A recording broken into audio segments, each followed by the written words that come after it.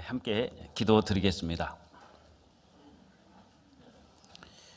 언제나 우리를 사랑하시는 거룩하신 우리 아버지 하나님, 우리를 죄와 영원한 지옥 형벌에서 구원해 주시기 위하여 높고 영광스러운 하늘 보좌 다 버리시고 낮고 천한 죄 많은 이 세상에 친히 내려오셔서 우리의 모든 질고를 짊어지시고 십자가 위에서 우리를 대신하여 온갖 심판과 저주를 대신 받아주시고 주님의 그 귀한 보혈로서 우리의 죄를 영원히 사해 주신 은혜 진심으로 감사합니다. 이제 잠깐 후면 오신다는 주님의 말씀을 믿고 소망 가운데 기다리고 있습니다.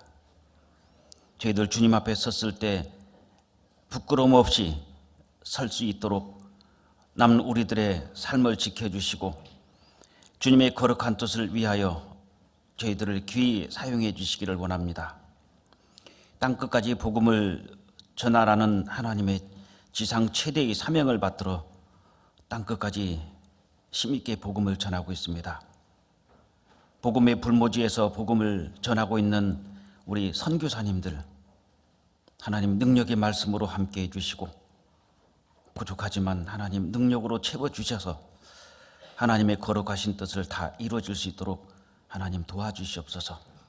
가족들의 건강과 또 그곳에서 복음을 전하고 있는 우리 형제자매들 하나님 은혜로 지켜주시고 걸음걸음마다 그리고 전하는 입술에 지혜를 주셔서 많은 영혼들이 하나님의 사랑의 품으로 돌아올 수 있도록 역사해 주시옵소서.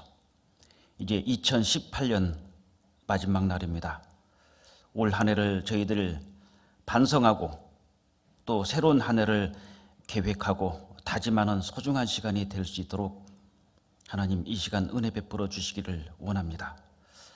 여러 가지 사정으로 인하여 이 자리에 참석하지 못한 형제자매들 그 마음 붙들어 주시고 또 마음 하나님 앞에 빼앗기지 사단 마귀에게 빼앗기지 않도록 붙잡아 주시고 하나님 마음으로 향할 수 있도록 도와주시옵소서.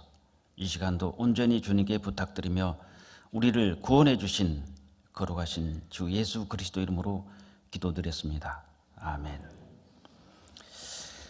요한복음 19장을 먼저 찾겠습니다.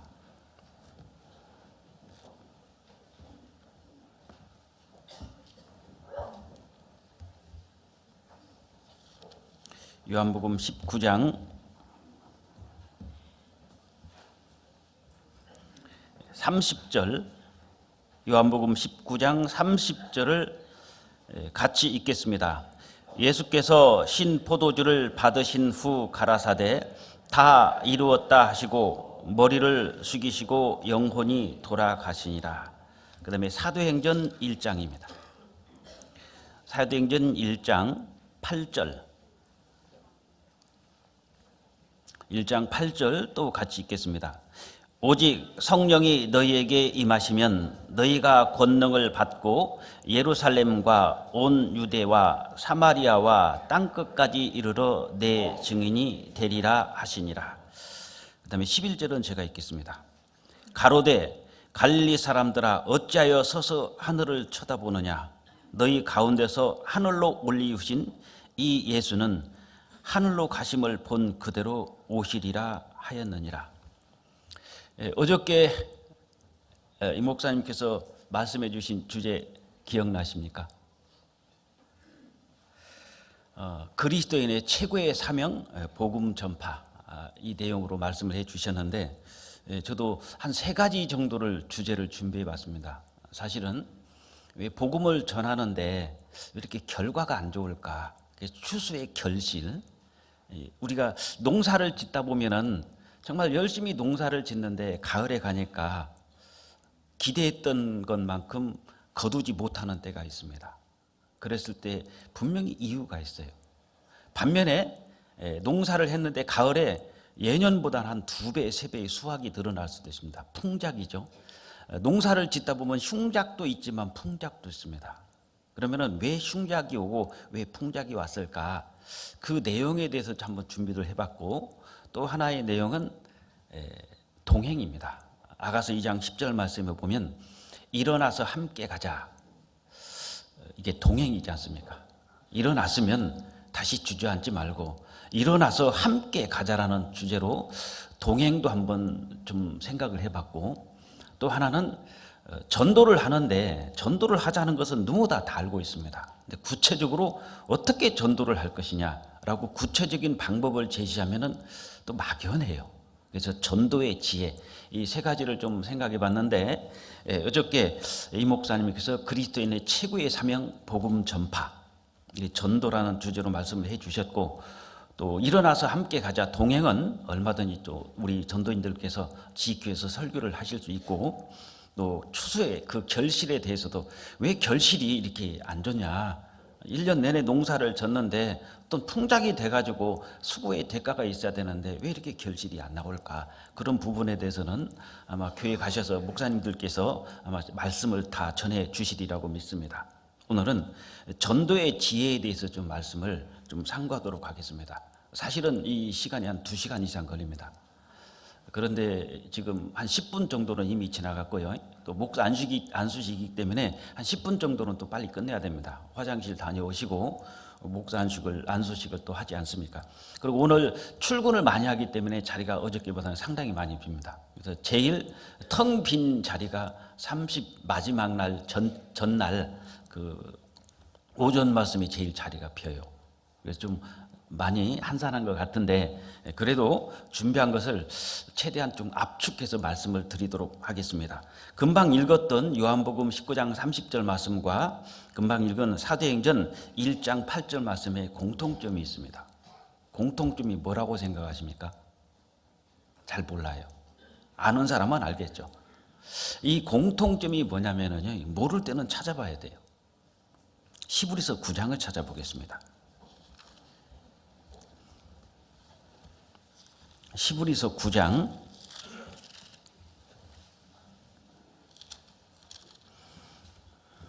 제가 읽겠습니다. 15절부터 17절까지 읽을 테니까요, 이것이 공통점이구나 라는 것을 생각해 보시기 바랍니다. 15절, 이를 인하여 그는 새 언약의 중본이 이는 첫 언약 때에 범한 죄를 속하려고 죽으사 부르심을 입은 자로 하여금 영원한 기업의 약속을 얻게 하려 하심이라. 16절 17절 잘 보시기 바랍니다. 유언은 유언한 자가 죽어야 되나니 유언은 그 사람이 죽은 후에야 견고한즉 유언한 자가 살았을 때에는 언제든지 효력이 없느니라. 여기 유언이란 말이 좀 눈에 싹 들어오실 겁니다. 유언은 자식들에게 아무리 약속을 해도 살아있는 동안은, 아버지가 살아있는 동안은 그 유언이 이루어지지 않지 않습니까? 죽으신 다음에 그 유언이 이루어지는 겁니다. 그러면은 예수님께서 십자가에 죽으시기 직전에 마지막 전 인류를 향해서 하신 유언이 있습니다. 그게 다 이루었답니다. 그럼 잘 한번 보세요.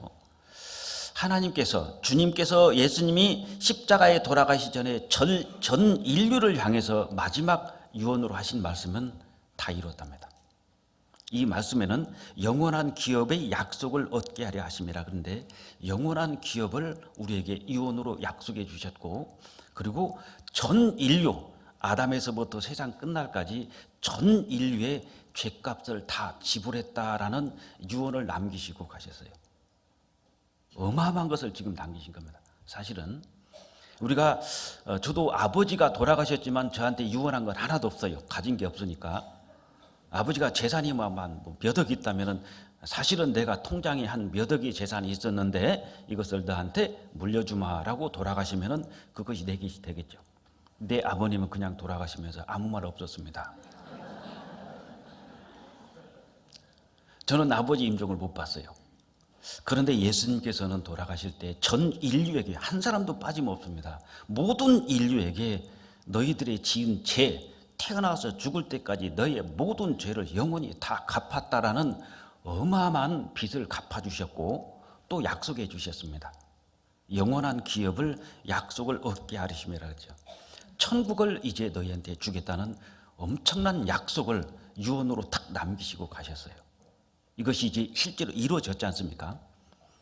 전 인류의 죄가 다 용서가 되었고 이제 잠시 후면은 아까 사도행전 1장 말씀대로 가심을 본 그대로 다시 오시는데 그때 이제 영원한 기업이 우리에게 약속으로 하셨던 것이 이루어지지 않습니까? 그럼 우리가 최고 부자예요. 지구 덩어리 팔아도 천국에서 얼마 안 될 겁니다.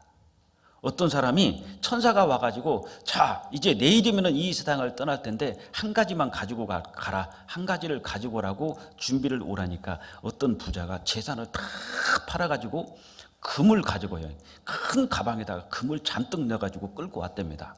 그러니까 천사가 도대체 뭐를 그렇게 가져왔냐고 그러니까 짜잔 하고 열어보니까 황금이었어요. 그러니까 천사가 하는 말이 이것은 천국의 보도블록이다 그러더래요. 뭐하러 이런 걸 가져왔냐고. 천국 그 벽돌 하나가요 약 1kg 정도 잡았을 때 0.2g이 1캐럿입니다. 루비 1캐럿 최고 비싼 것이 1억이래요. 계산해 보니까 천국의 벽돌 하나가 약 우리나라 돈으로 한 5천억 정도 되더라고요. 5천억. 근데 천국이 그 5천억 정도 되는 그 황금이 길바닥에 보도블록입니다. 그러니 천국이 얼마나 화려합니까? 하나님께서 약속하시고 어기실까요? 주님께서 영원한 기업을 우리에게 약속해 주셨습니다. 마지막 예수님이 돌아가실 때 다 이루었다는 그 마지막 유언 안에 어마어마한 것이 사실 들어가 있어요. 전 인류의 빚을 다 갚아주셨고 예외 없잖아요. 그리고 새 하늘과 새 땅 천국을 기업으로 약속해 주셨습니다. 그리고 하신 말씀이 다시 올 거다는 겁니다. 이제 우리 대리로. 근데 또 예수님께서 이 세상에서 이제 아예 새 하늘과 새 땅으로 들어가시지 않습니까? 새 땅으로 가시기 전에 마지막에 감람산에서 또 한 번 유언처럼 말씀하신 내용은 약간 다릅니다. 이게 아까 사도행전 1장 8절입니다. 다시 한번 볼게요. 사도행전 1장 8절.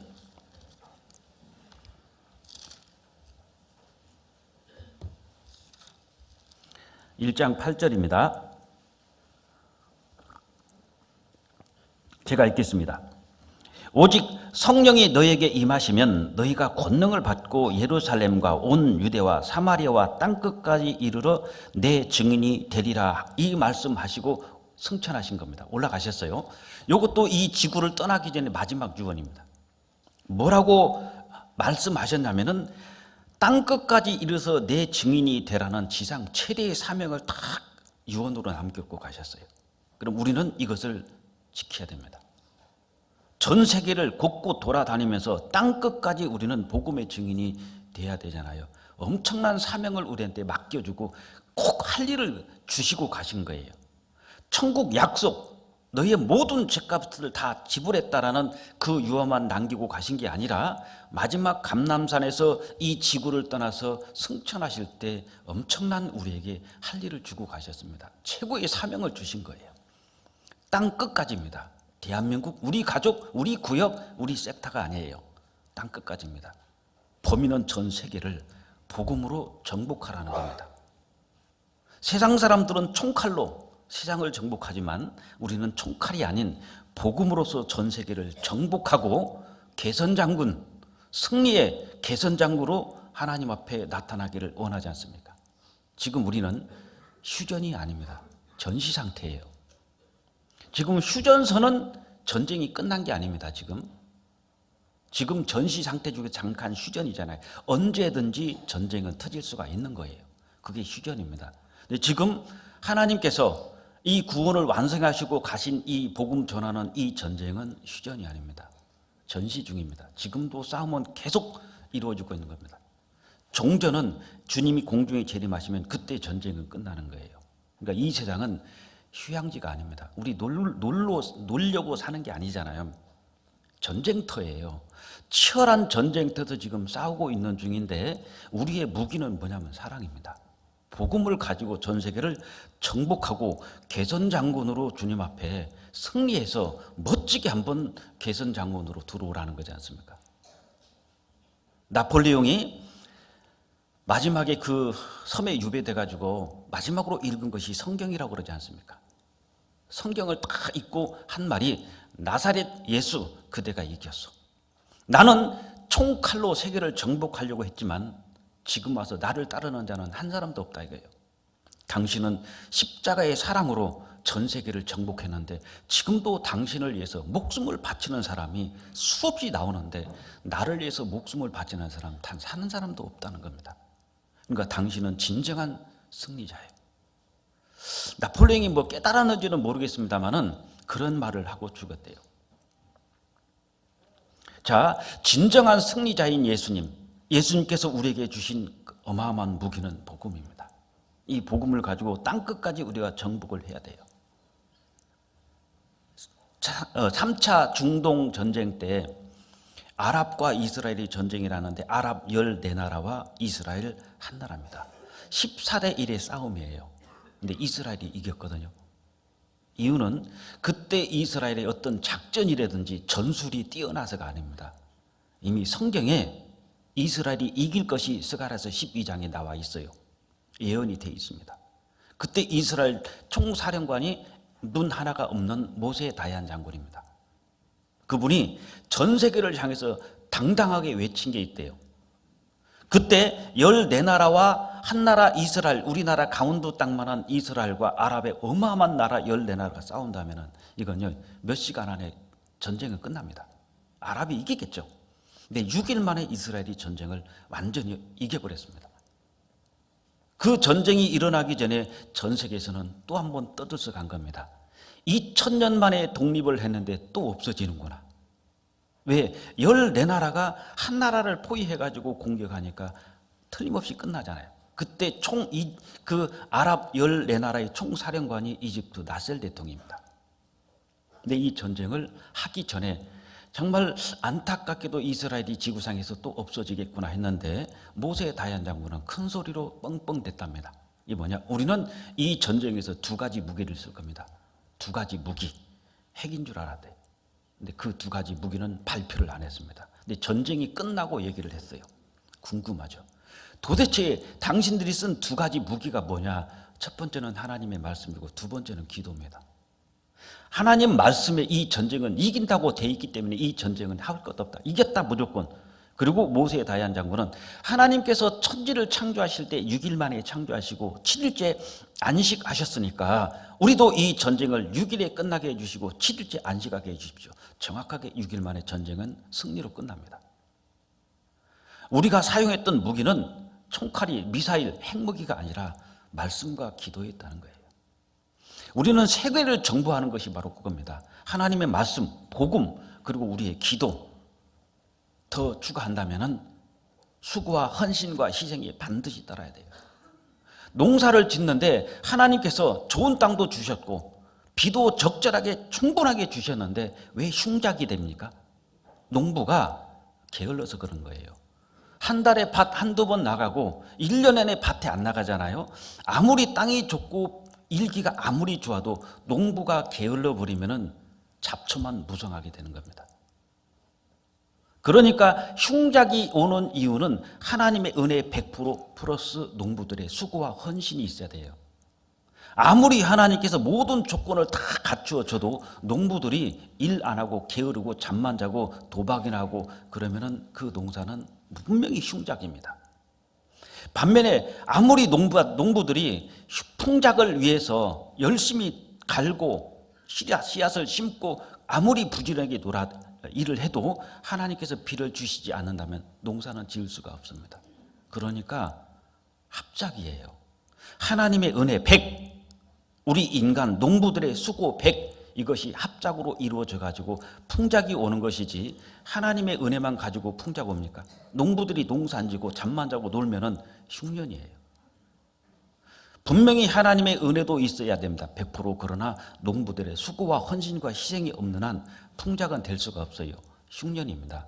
잡초만 무성하고 밭에 가면은 심었던 곡식 보이지도 않아요.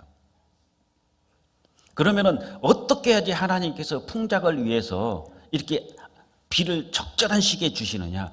정결한 생활입니다. 성경 읽어보면 이스라엘 백성들이 죄지면은 하나님께서 하늘을 땅은 노치라고 그랬어요. 하늘이 철이 되버리고 땅이 노치 되면은 새싹 올라올 수가 없죠. 왜? 노수로 그냥 구리로 깔아놔 버렸잖아요. 하늘은 철로 막아놨습니다. 비 한 방울이 안 내려가요. 어때죠? 완전히 골이 가둬놔 버렸잖아요. 하늘은 철이 되고 땅은 놋이 될 것이다. 그럼 어떻게 농사짓죠? 그 이유는 범죄였습니다. 우리가 아무리 복음을 전하려고 그래도, 아무리 내가 복음을 전하려고 그래도, 우리 교회가 아무리 복음을 전하려고 해도 전도가 안 되는 이유는요, 분명히 범죄가 있어서 그래요. 정결한 삶이 있어야 됩니다. 그래서 풍작을 위해서는 하나님의 은혜 100, 그 다음에 농부들의 수고와 헌신과 그 희생이 100 플러스가 있습니다. 정결한 생활이 꼭 들어가야 돼요. 죄 지는데 하나님께서 비 내려주십니까? 비 내리다가도 다 끊어버렸어요. 우리가 복음을 땅끝까지 복음을 전하기 위해서 필요한 것은 하나님 앞에 말씀, 기도, 그리고 정결한 생활입니다. 땅끝까지 이르러 내 증인이 되라는 지상 최대의 사명을 딱 주고 가셨어요. 이것도 마지막 유언처럼 남기신 겁니다. 그러면은 이제 예수님이 하신 것은 십자가에서 온 세상의 죄를 다 갚아주시고 영원한 기업을 상속시켜 주시고, 우리에게 마지막 유언으로 남긴 것은 너네는 십자가의 군사로서 이 세상을 정복하고 내가 공중에 딱 재림했을 때 너희들 부끄럽게 나타나지 마라.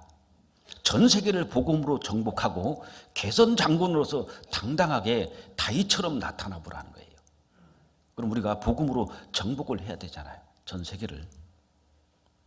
그 복음으로 전 세계를 정복하기 위해서는 우리가 어떻게 전도를 해야 될 것이냐, 그걸 좀 말씀드리고 싶습니다. 우리가 하나님 앞에 갔을 때 면류관을 받고 영광을 얻잖아요. 그 영광의 면류관이 누구냐면은 내가 전도했던 그 사람의 나의 영광이고 면류관입니다. 데살로니가 전서 2장을 보겠습니다. 데살로니가 전서 2장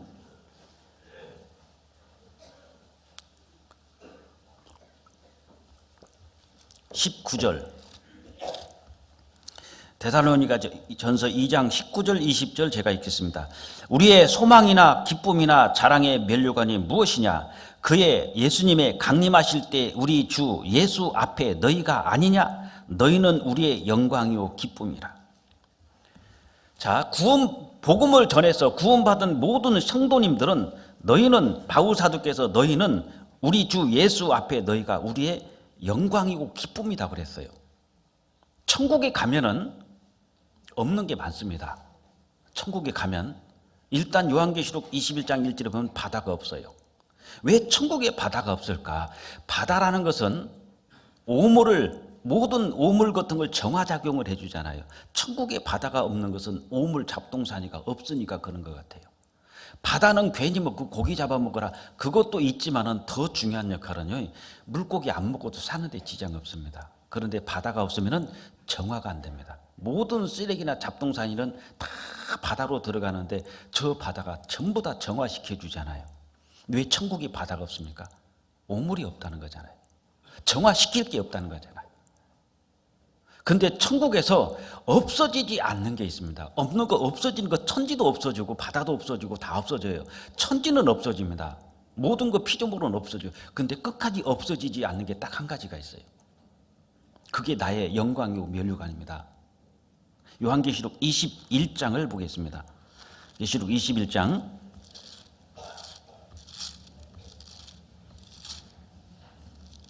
3절, 21장 3절. 내가 들으니 보좌에서 큰 음성이 나서 가로되 보라, 하나님의 장막이 사람들과 함께 있음에 하나님이 저희와 함께 거하시리니 저희는 하나님의 백성이 되고 하나님은 친히 저희와 함께 계셔서, 여기 보면은 하나님의 장막에 사람들이 함께 있다고 그랬죠. 1절에는 내가 새 하늘과 새 땅을 보니 처음 하늘과 처음 땅이 없어졌고 바다도 다시 있지 않더라. 없어지는데 안 없어지는 게 한 가지가 있어요. 사람은 안 없어집니다. 그러니까 내가 복음을 전해가지고 전도해서 구원받은 저 형제 자매는 안 없어지잖아요. 이것이 나의 영광이고 기쁨이고 면류관입니다.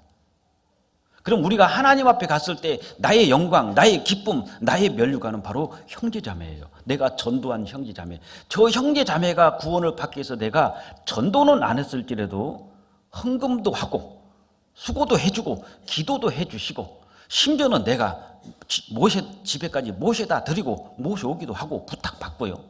예를 들어서 부산에서 어떤 형제님께서 부탁을 했습니다. 죄송하지만은 구미에 어디에 사는 우리 형님이 계시는데 듣는다고 했으니까 좀 운행 좀 부탁드립니다 했을 때 어떤 구역장님이나 형제님께서 정말 지성으로 모시다 드리고 모셔오고 이렇게 해가지고 그분이 구원받았다면, 내가 전도한 건 아니지만 그 나의 수고, 그 사람이 발휘대준 이 수고, 그 사람이 구원받는데 엄청난 도움을 드렸잖아요. 나의 영광이고 면류관이 누굽니까? 없어지지 않는 저 사람이에요. 그럼 우리가 어디다 투자를 해야 될 것이냐? 투자하는 것은 복음 전하는 것밖에는 남는 게 없지 않습니까? 우리가 이렇게 모여서 공부를 하는 것도, 교당을 짓는 것도, 땅을 사는 것도, 뭐 차를 사는 것도, 이유는 복음을 전하는 하나의 수단과 도구지 목적은 아닙니다. 이 건물을 위해서 우리가 복음 전하는 건 아니잖아요. 복음을 전하기 위해서 사람들은 외모를 봅니다. 제가 원주교에 있을 때 산속에 부도난 건물을 사놨더라고요. 기도원 부도난 걸 사놨는데 1층 짓고 철근이 뾰족뾰족 나오고 비가 오면은 천정에서 물이 뚝뚝 떨어집니다. 그럼 거기다가 대야 갖다 놓고 물 받았어요. 어디서 떨어지는지를 몰라요. 그리고 지붕을 함석으로 덮어놨는데 귀곡산장 같았어요. 겉에서 보면은 꼭 귀신 나올 것 같아요. 그게 교회였습니다. 그거 구원받은 어떤 형제님께서 구원받기 전에 이 형제님이 돈이 좀 있어가지고 도박도 하고 나쁜 짓 많이 했어요. 구원받고 도박이고 뭐고 다 끊었습니다. 친구들이 야, 너 사람 됐다. 너 교회 다닌다며? 어느 교회냐? 그러니까 이 다음에 얘기할게 그랬대요. 왜? 부끄러워서 말을 못했답니다. 그 산 밑에 그거 있잖아. 기곡산장. 그 소리 나올까 봐서 이 다음에 얘기할게 그랬대요. 이 다음에 교회당 반듯하게 지놓고 내가 그때 얘기하마. 옷이 날개란 말이 있지 않습니까? 왜 교회당을 크게 주고 아름답게 짓습니까? 이 교회당이 목적이 아닙니다. 복음을 전하는데 하나의 수단과 도구에 불과한 것이지 이것이 목적은 아니에요. 사람들이 이 모양을 봐요. 너무 다 초라하면 사람들도 초라해 보이고 당신들이 믿는 하나님도 초라해 보여요. 그러니까 우리가 돈을 들여서 꾸미는 이유가 있습니다. 변화를 줄 수도 있어요. 변화는 제2의 도약입니다. 그냥 우리 잘하고 있어. 그러니까 절대로 변화가 안 일어나요. 도약이 안 되는 거예요. 왜? 잘하는 걸로 착각하고 있어요. 아닙니다. 지금 우리가 살면서 점점점 시대가 바뀌어져 가고 있어요. 내가 이제 2018년 12월 31일입니다. 오늘 내가 변화되지 않고 2019년 1월 1일 맞으면 뭐 할 거예요? 똑같은 2018년 12월 31일이나 다음 날 2019년 1월 1일이나 그 다음 날일 뿐입니다. 왜? 근데 굳이 횟수를 바꿔놨죠? 변화를 주자는 거예요. 우리 신앙에 변화가 있어야 되고, 우리 교회가 변화해야 되고, 우리 구역이 변화해야 되고, 우리 교구가 변하지 않으면 어떻게 우리 가족이 구원받고 구역이 부흥되고 우리 교회가 하나님 앞에 부흥되겠습니까? 변화가 안 일어나면 안 돼요. 우리가 동계 수련을 왜 굳이 갔습니까? 이거 안 해도 신앙생활 할 수 있잖아요. 이유는 한 해를 정말 마감하면서 새로운 한 해를 받아들이기 직전에 우리의 변화를 주자는 거예요. 나도 변해야 됩니다. 교회도 변해야 되고 내 신앙도 변해야 돼요. 점점점 우리가 시간이 가니까 어디에 되죠? 무뎌집니다. 신앙이 무뎌지고 있어요. 지금 신앙이 무뎌지고 있고 전도가 안 되고 있는 것은요, 거꾸로 말하면 마귀의 전성기예요. 지금요. 안 그렇습니까? 인자가 올 때 믿음을 보겠느냐. 그것이 누가복음 18장에 기도하는데 낭망하지 말아야 될 것을 주님께서 한 불의한 재판관 앞에 과부의 딱 예를 들어가지고요, 이 과부가 남편 없잖아요. 무시하잖아요. 이 불의한 재판관, 하나님 완전히 무시합니다. 하늘 높은 줄 모르고 땅 넓은 줄 모르는 그야말로 무식한 그냥 폭군 같은 재판장입니다. 그 재판장에게 이 여자가, 과부가 계속 가가지고 자기의 소원을 풀었어요. 하물며 하늘에 계신 너희 천복께서 너희 원한을 풀어주지 않겠느냐. 원한 맺힌 기도가 없다는 거예요. 우리가 하나님 앞에 원한을 가지고 바꿔주십시오, 도와주십시오. 그런 원한 맺힌 기도하는 사람이 인자가 올 때 믿음을 보겠느냐? 없다는 겁니다. 점점점 사랑이 식어져 가고 있어요. 자랑거리 아니잖아요. 왜 그 말씀을 하시면서 예수님께서 인자가 올 때 믿음을 보겠느냐? 그 믿음이 뭡니까? 구원받은 사람 보겠냐 그 뜻이 아니라 인자가 올 때, 예수님이 오실 때쯤 되면은 하나님 앞에 어떤 원한 맺힌 기도를 하는 사람이 정말 보기 힘들다는 거예요. 그냥 형식화돼 가고 있습니다. 시간 됐으니까 교회 가고, 시간 됐으니까 그냥 성경 읽고, 시간 됐으니까 모임 가고, 왔다리 갔다리 그냥 성경책 끼고 왔다 갔다 하는 그런 모습이 되니까 주님 오실 때 믿음을 보겠느냐. 마지막 요한계시록의 라오디게아 교회 형태를 보면은요, 차지도 않고 덥지도 않습니다. 신앙이 뜨겁든지 아니면 세상에 대한 모든 미련 차갑게 냉정할 정도로 탁 끊어야 되잖아요. 세상을 단절할 것은 단절해야 됩니다. 구원 받았으면 막 내가 술을 못 끊어요. 아예 서서히 끊으세요. 셋불도 단번에 빼라고 그랬지 않습니까? 정말 구원 받았으면 냉정할 정도로 술, 담배, 세상은 탁 잘라버려야 됩니다. 도마뱀이 있잖아요. 꼬리 잡으면 지가 스스로 꼬리를 탁 잘라버립니다. 안 아프겠어요? 지 살이 잘려 나가는데. 그런데 지 꼬리를 자르고 도망가요. 왜? 살겠다는 겁니다. 자기가 살기 위해서 자기 꼬리가 잘려나가는 고통쯤이야 이건 감수하는 거예요. 우리도 한 몸에 그런 조그마한 미물도 자기가 살겠다고 꼬리를 자르고 도망가는데, 구원받은 우리가 살기 위해서 신앙생활을 온전히 하기 위해서 자를 것은 과감하게 잘라야 됩니다. 술, 담배, 노름, 주식 이런 것은 과감하게 잘라야 돼. 저도 오랜만에 수원을 갔어요. 형제님이 굉장히 어렵게 살아요. 자매님이 계속 교회 일을 하셔야 되는데 자꾸 저 목사님 내년은 저 직장 다녀야 돼요. 직장 다녀야 돼요. 계속 직장 다녀야 된대요. 그래서 형제님이 월급 안 갖다 주니까 사정이 어려워요. 그럼 도대체 그 형제님이 무엇을 했는지 모르겠지만은 봤더니 주식을 해서 홀라당 남긴 거예요. 주식을 한 겁니다. 우리 구원 받으면 듣는 말씀이 있잖아요.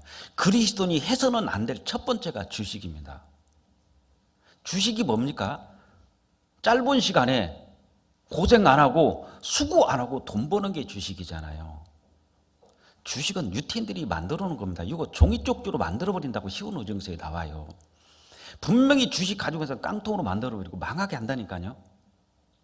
구원받은 사람이 주식하시면 안 됩니다. 주식은요 정말 잘라버려야 돼요. 과감하게.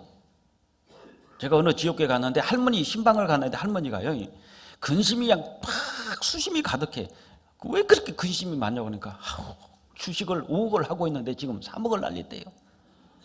할머니가 5억을 투자했는데 지금 3억을 날려가지고 지금 2억밖에 안 남았대요. 그래서 제가 할머니 2억 바로 딱 내일 팔으라고 했어요. 그냥 빨리 정리하세요. 목사님 지금 뭐라고 그랬어요? 3억을 내가 차지하지 왜 지금 2억 남은 것을 왜 그만두라고 하냐. 할머니 3억 찾으려다가 깡통 찹니다. 2억 다 날립니다. 2억이라도 건지고 싶으면 지금 중지하셔요. 다 팔아버리세요. 죽어도 말 안 듣습니다. 내가 목사님 말 들을 것 같아요? 나 3억 차지해야 돼. 예, 지금 깡통 찼을 거예요. 주식은 그리스도인이 하는 게 아닙니다. 자를 것은 과감하게 잘라야 돼요. 담배 하루에 5,000원짜리입니다. 담배 한 갑이. 하루에 한 갑씩 피면은 한 달이면은요 15만 원이에요. 집에서 10,000원짜리 15장 라이터로 하나씩 태워보세요 한번. 마누라 보는 앞에서, 애들 보는 앞에서 10,000원짜리 딱 들고 라이터로 탁 붙여 딱 한 장 태우고 쓰레기통 넣고 딱 15장을 태웠어요. 그럼 아내하고 애들이 아빠를 어떻게 보겠습니까? 아빠 미쳤어! 담배 피는 거 불로 지금 태우고 있잖아요. 한 달에 15만 원씩. 돈도 태우고 건강도 태우고 있어요 지금. 근데 왜 담배를 굳이 피워야 되냐 이겁니다.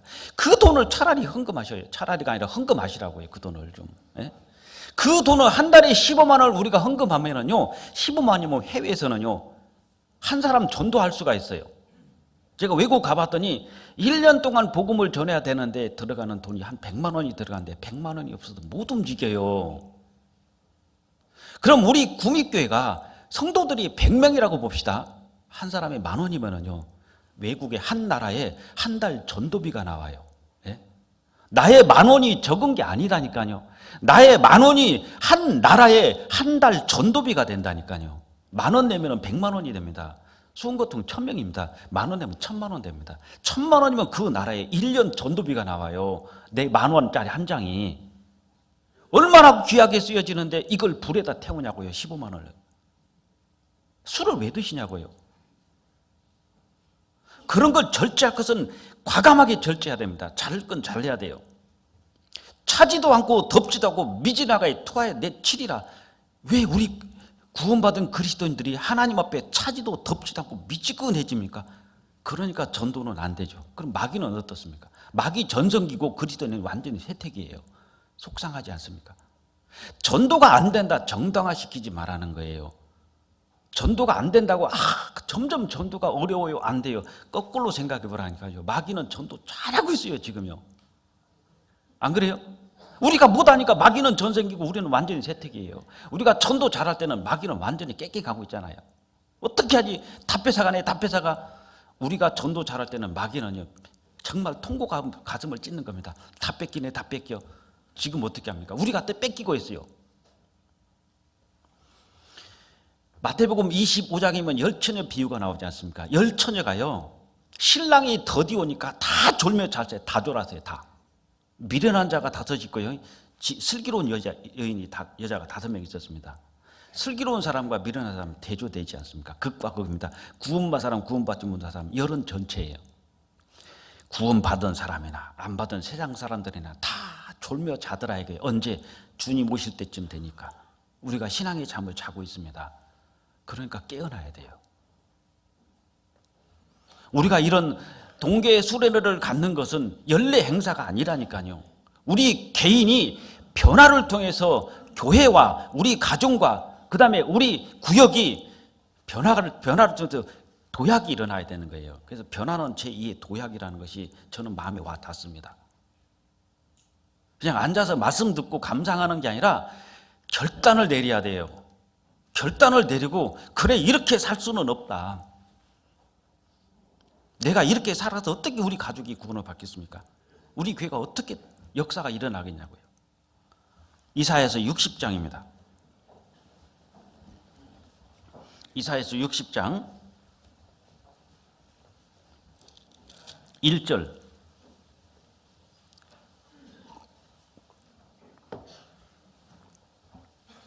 (60장) 1절 같이 읽겠습니다.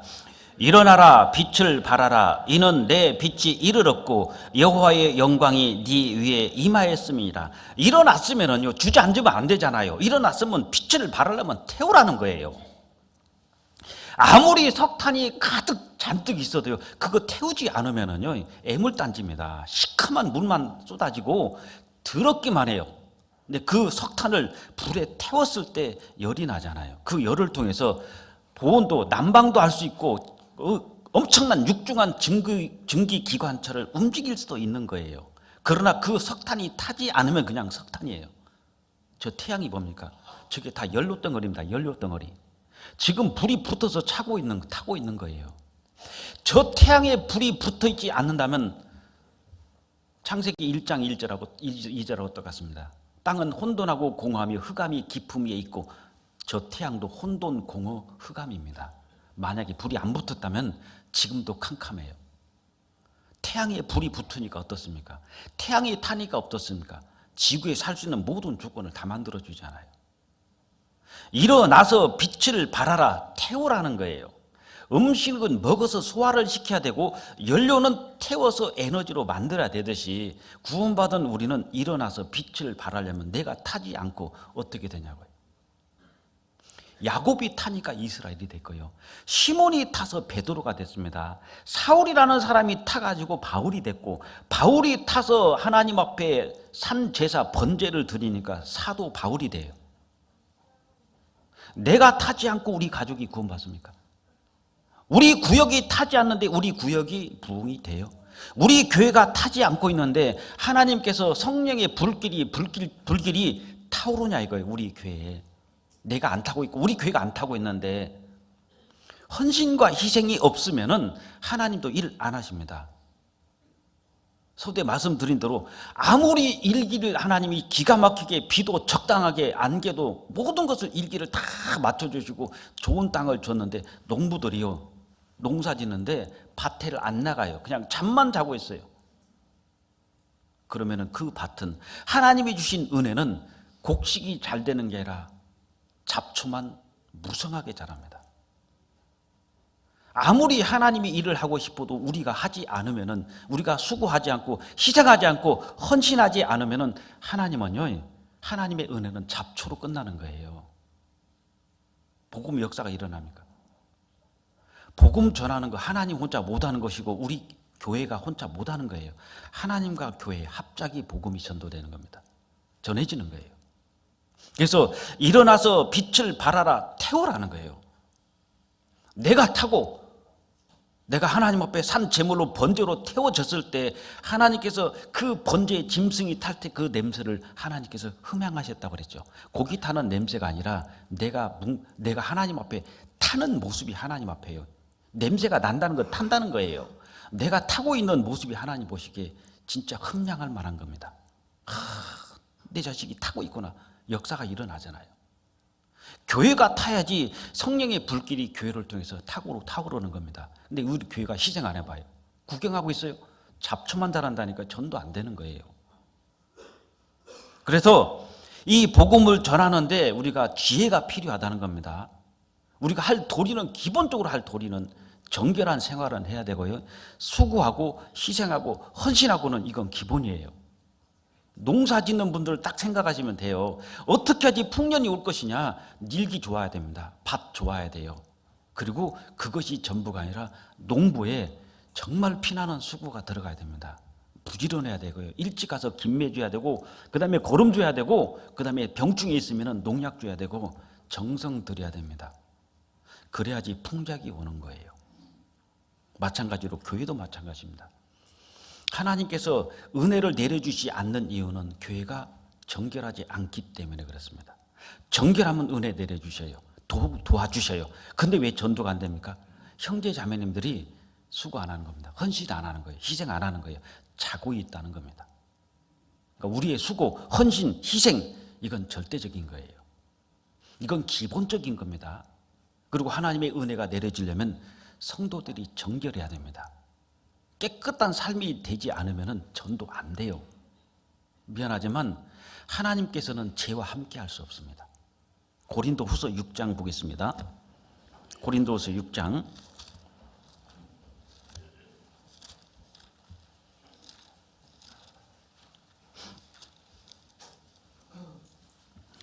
14절,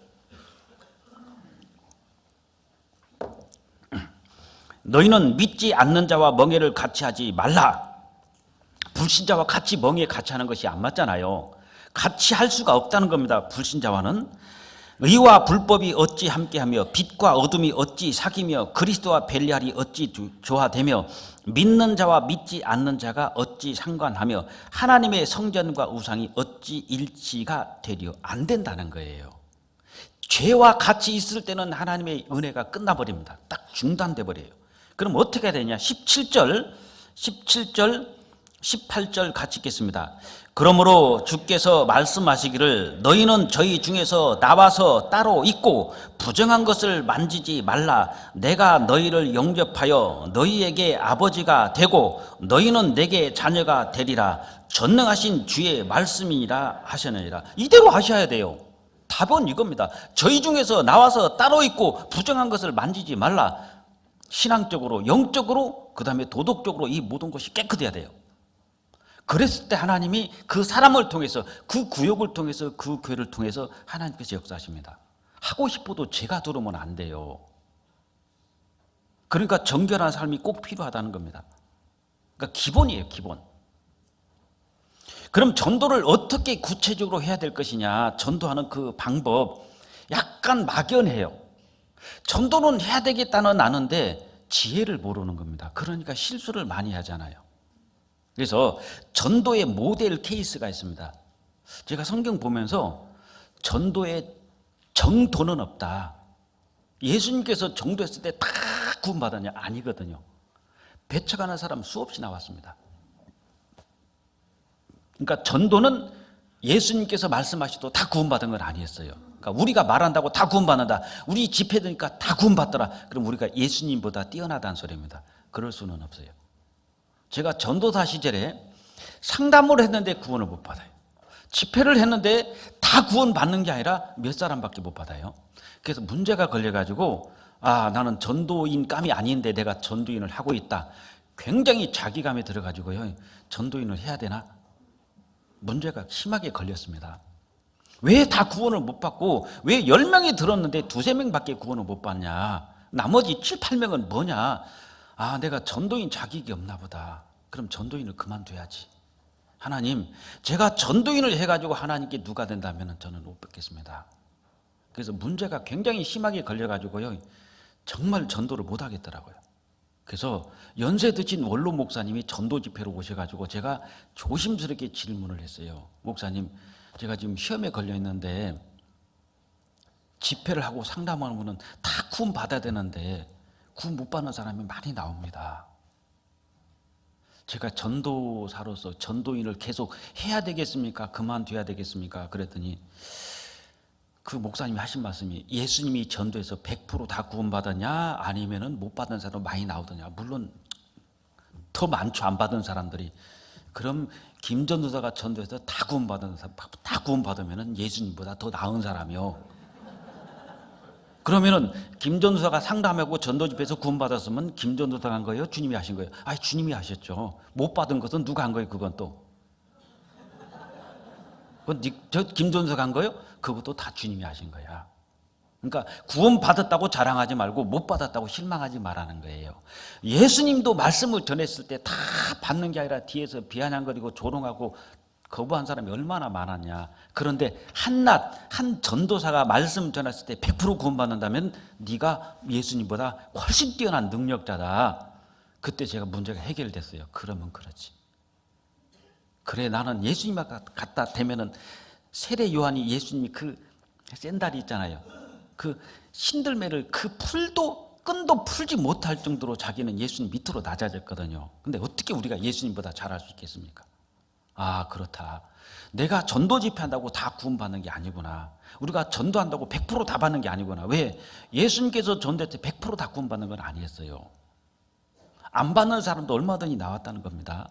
거기에 더 실망하지 말고 낭망하지 말고 구원받았다고 교만할 것도 없다는 거예요. 왜? 내가 한 게 아니잖아요. 그래서 그 지혜를 보니까 전도의 정도는 없지만 전도의 지혜는 찾았어요. 요렇게 하면 되겠다. 그것이 제가 성경을 보면서 이렇게 하면은 전도가 되겠구나. 그걸 좀 오늘 말씀드리려고 합니다. 요한복음 4장으로 넘어가겠습니다.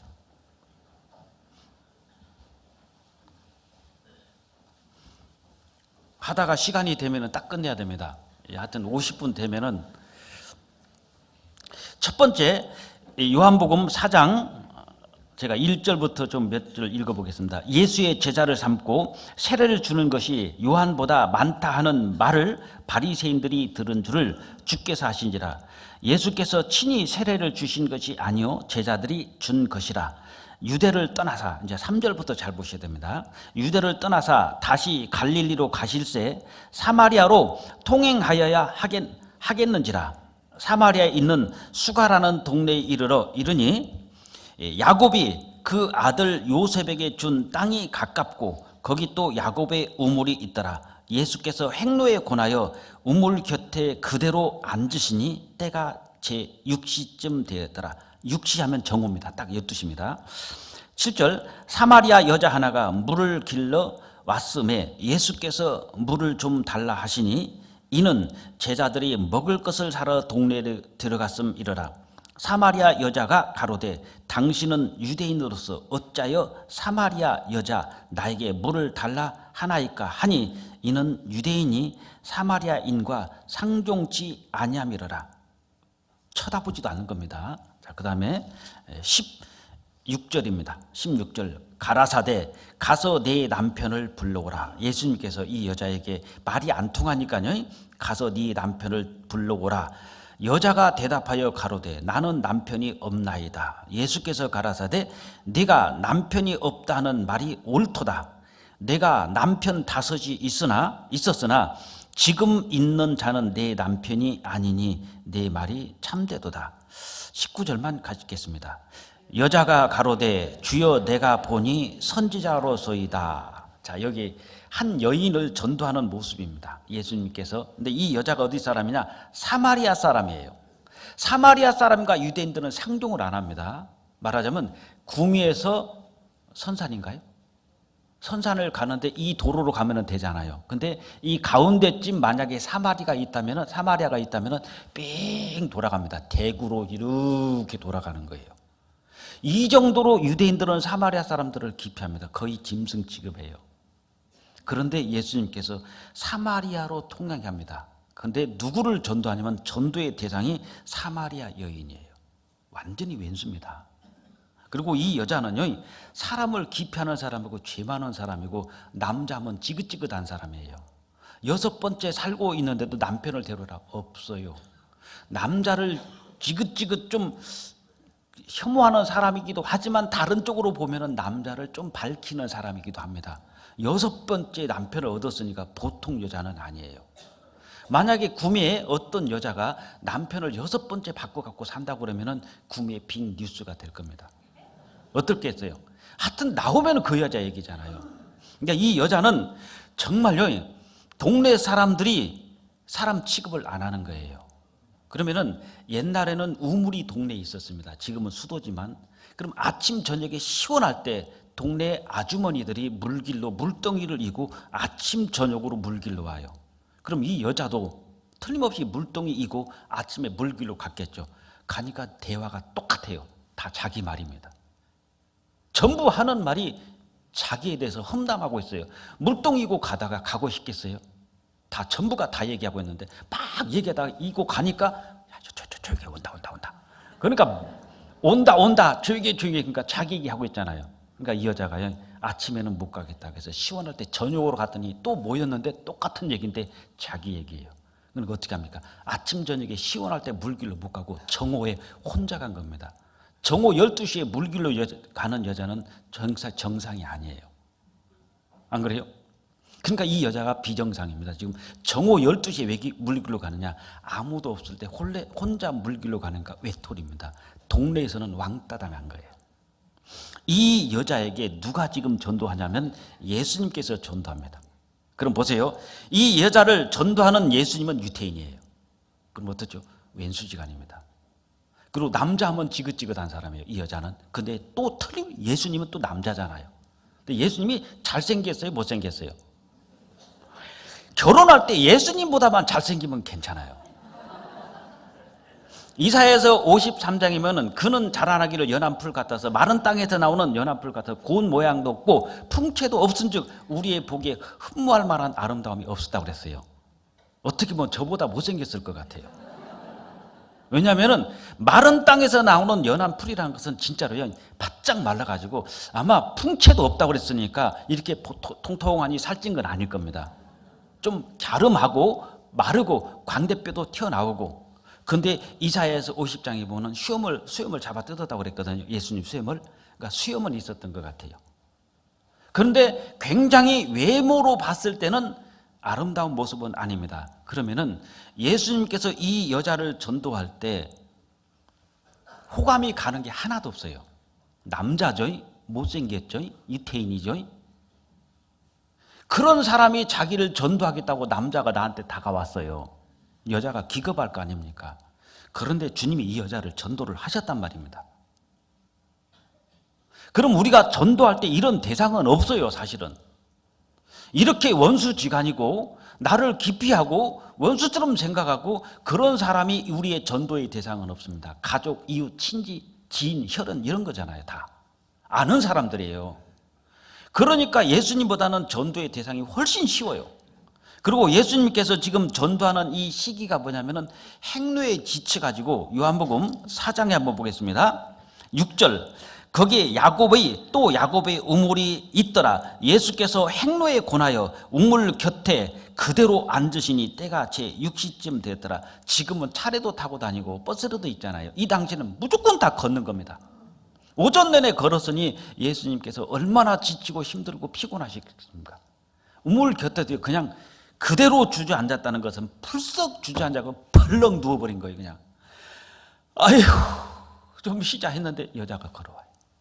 근데 전도하러 가셨어요. 그러니까 이 상황을 보면은 어떤 환경적인 어떤 그 모습으로 본다면 가장 힘들고 지칠 때입니다. 만사가 귀찮을 때예요. 그 전도의 대상은 정말로 왼수예요. 그러면은 전도의 대상치고 전도의 시기치고는 이렇게 힘든 것은 없을 겁니다. 그런데 전도를 하셨어요, 예수님께서. 어떻게 했느냐? 그 지혜를 한번 배워보자는 거예요. 이 요한복음 4장에 나오는 사마리아 여인하고 예수님과의 관계, 딱 사람 대 남자 대 여자 전도의 대상으로 예수님이 구원받은 한 형제라면은 이 사마리아 여인을 구원 안 받은 이방인으로 생각했을 때 어떻게 전도를 해야 될 것이냐, 모델 케이스로 보여주신 것 같습니다. 자, 그러면 이제 예수님께서 어떻게 이 여자를 전도를 했는지 이걸 우리가 교훈을 받을 필요가 있어요. 첫 번째입니다. 4장 3절 같이 읽겠습니다.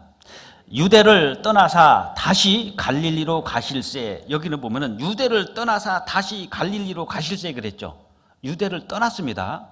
그리고 다시 또 갔어요, 갈릴리로. 그러니까 초행길이 아니란 거예요. 몇 번을 갔는지는 모르겠습니다. 여하튼 이 동네를 자주 지나가신 것은 틀림없어요. 지나가시면서 아마 주님께서는 보셨을 겁니다. 저 여자가 꼭 점심때 물길로 오네. 사연이 있나 보다. 아셨겠죠?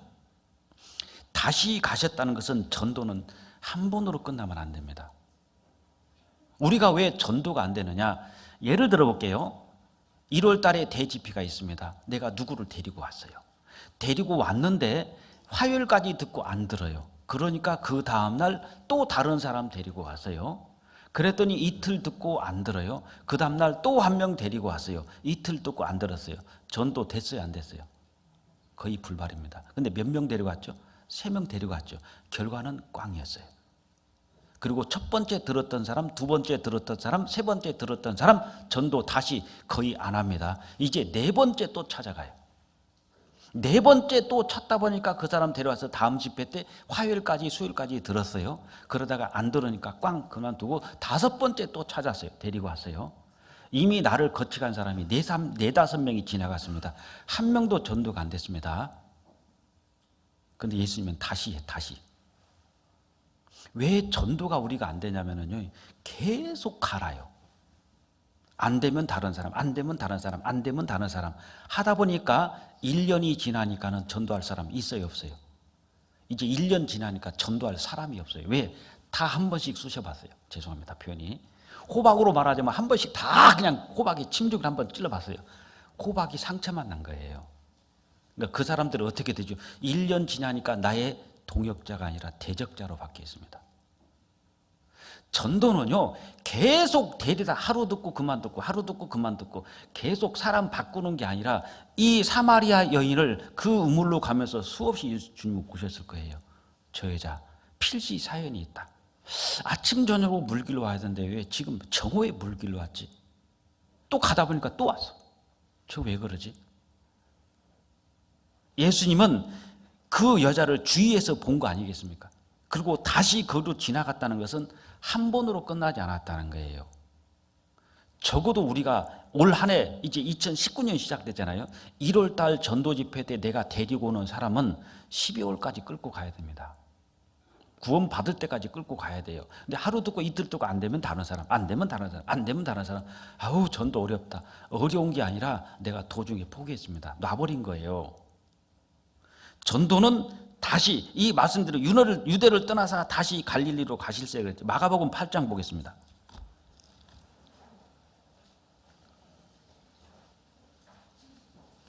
(8장) 23절, 24절, 25절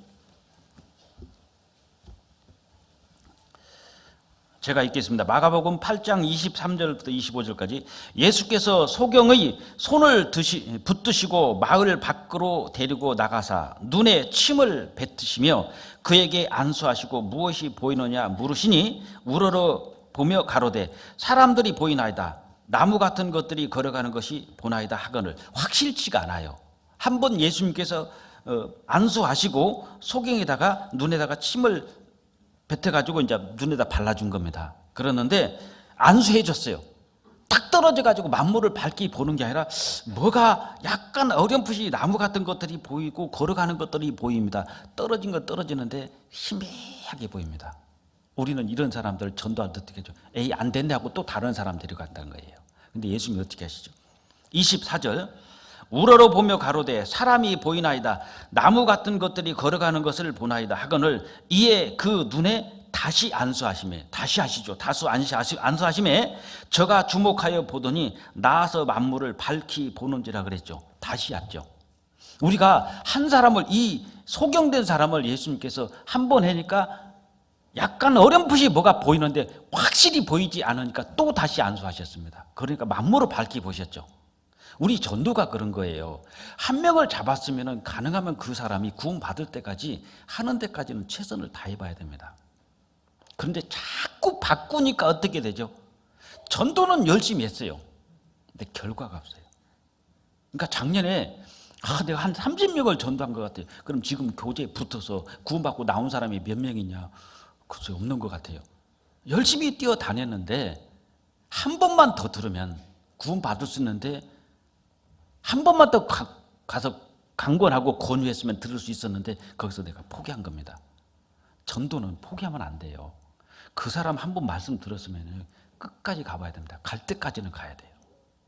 그럼 끝에 가서는 이깁니다. 바로왕이 얼마나 고집이 있습니까? 모세가 찾아가니까 천번에 눈 하나 까딱 안 합니다. 자기 술사들도요 지팡이 갖다 대니까 물이 피가 되고 지팡이 던지니까 그 지팡이가 뱀도 됐어요. 모세가 포기했습니까? 10번 찾아갔어요. 10번. 그 말 한마디 하면은 그냥 천지가 흔들릴 정도로 무시무시한 바로왕 앞에 모세는 10번을 찾아갑니다. 포기 안 해요. 만약에 5번 가고 모세가 포기했다면은 이스라엘 민족 나올 수 있겠습니까? 제가 수원에서 들었어요. 한 영업사원인데 그 영업사원이 우리 어떤 형제님 가정에 물건을 대주는 겁니다. 근데 전도를 했는데요.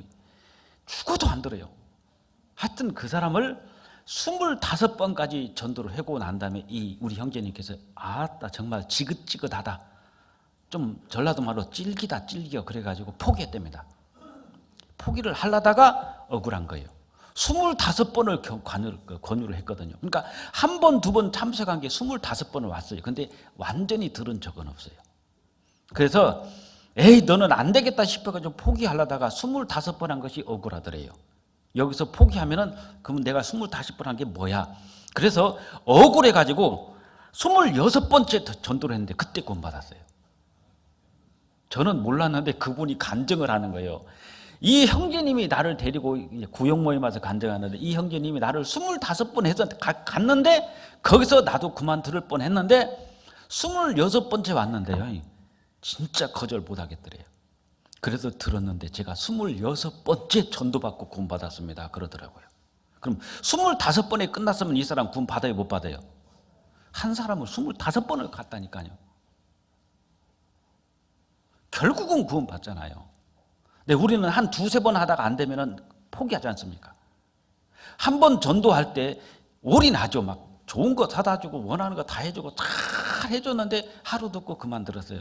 야, 내가 너한테 투자한 게 이렇게 많은데 하루 들어 얄미운 인간 딱 끊어버리잖아요. 내가 다시는 너한테 전도하는 거 지옥이나 가라 그냥. 그러고 딱 끊어버리잖아요. 그동안 투자한 거 억울하지 않아요? 왜 가족 전도도 마찬가지입니다. 가족을 위해서 투자한 게 얼마나 많은데 도중에 포기하냐는 거예요. 친구를 위해서 이웃을 위해서 내가 투자한 게 얼마나 많은데 안 된다고 포기하냐고요. 억울하잖아요. 다시 해보라시는 거요. 해보시는 거요. 된다고요.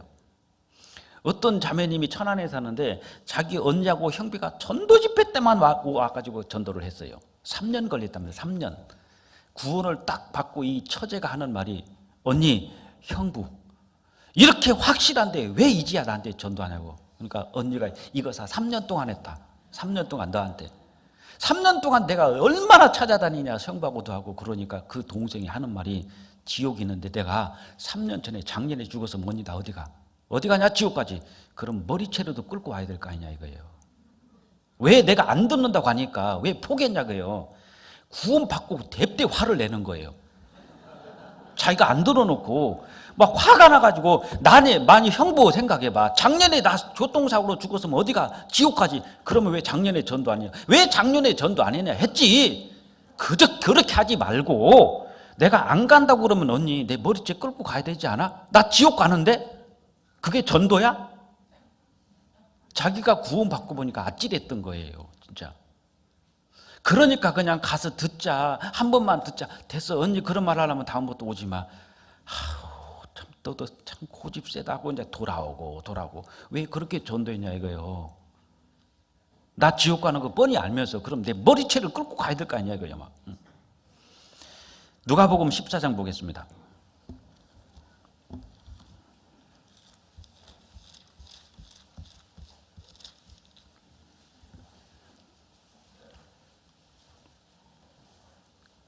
(14장) 22절 23절 종이 가로되 주인이여 명하신 대로 하였으되 오히려 자리가 있나이다. 주인이 종에게 이르되 길과 산으로 나가서 사람을 뭐라고 그랬죠? 강건하여 데려다가 내 집을 채우라고 그랬죠. 어떻게 라고 그랬죠? 안 들으면 다음 기로 하라. 그런 말씀 다 찾아보세요.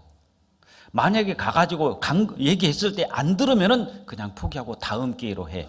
그건 마귀예요. 마귀는 뭐라고 그랬죠? 안 되지 다음 기회로 해. 가서 안 되지 다음 기회로 해. 하나님은 강건하여 자리를 채우라고 그랬죠. 강건입니다. 그러니까 이 동생이 맞는 거예요. 내가 듣기 싫었을 때 언니는 형부는 그냥 갔잖아. 내가 안 듣는다고 했을 때 그냥 갔잖아. 근데 자기가 구원을 받고 보니까 가면 안 되지 않나. 안 되지 않느냐 이거예요.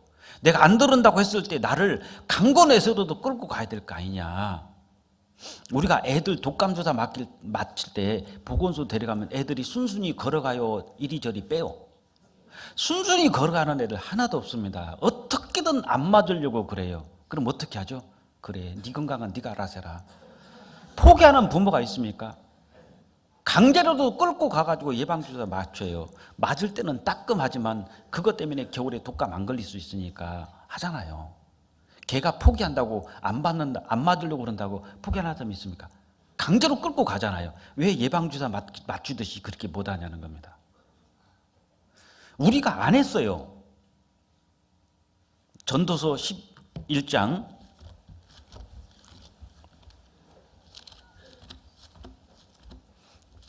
전도를 못하는 게 아니라 전도를 안 했다니까요. 전도서 11장 4절입니다.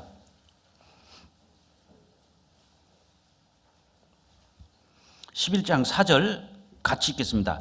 풍세를 살펴보는 자는 파종하지 아니할 것이요 구름을 바라보는 자는 거두지 아니하리라. 풍세를 살피니까 파종하지 않고 구름을 살피니까 거두지 않잖아요. 그럼 굶어 죽기 딱 좋죠. 이것저것 핑계 대는 건 아이고 오늘은 바람이 세가지고 뭐 안 되겠네. 파종 못 하겠네. 아이고 구름 끼는 거 보니까 비 오게 생겼네. 이 핑계 저 핑계 대면서 안 하는 거예요.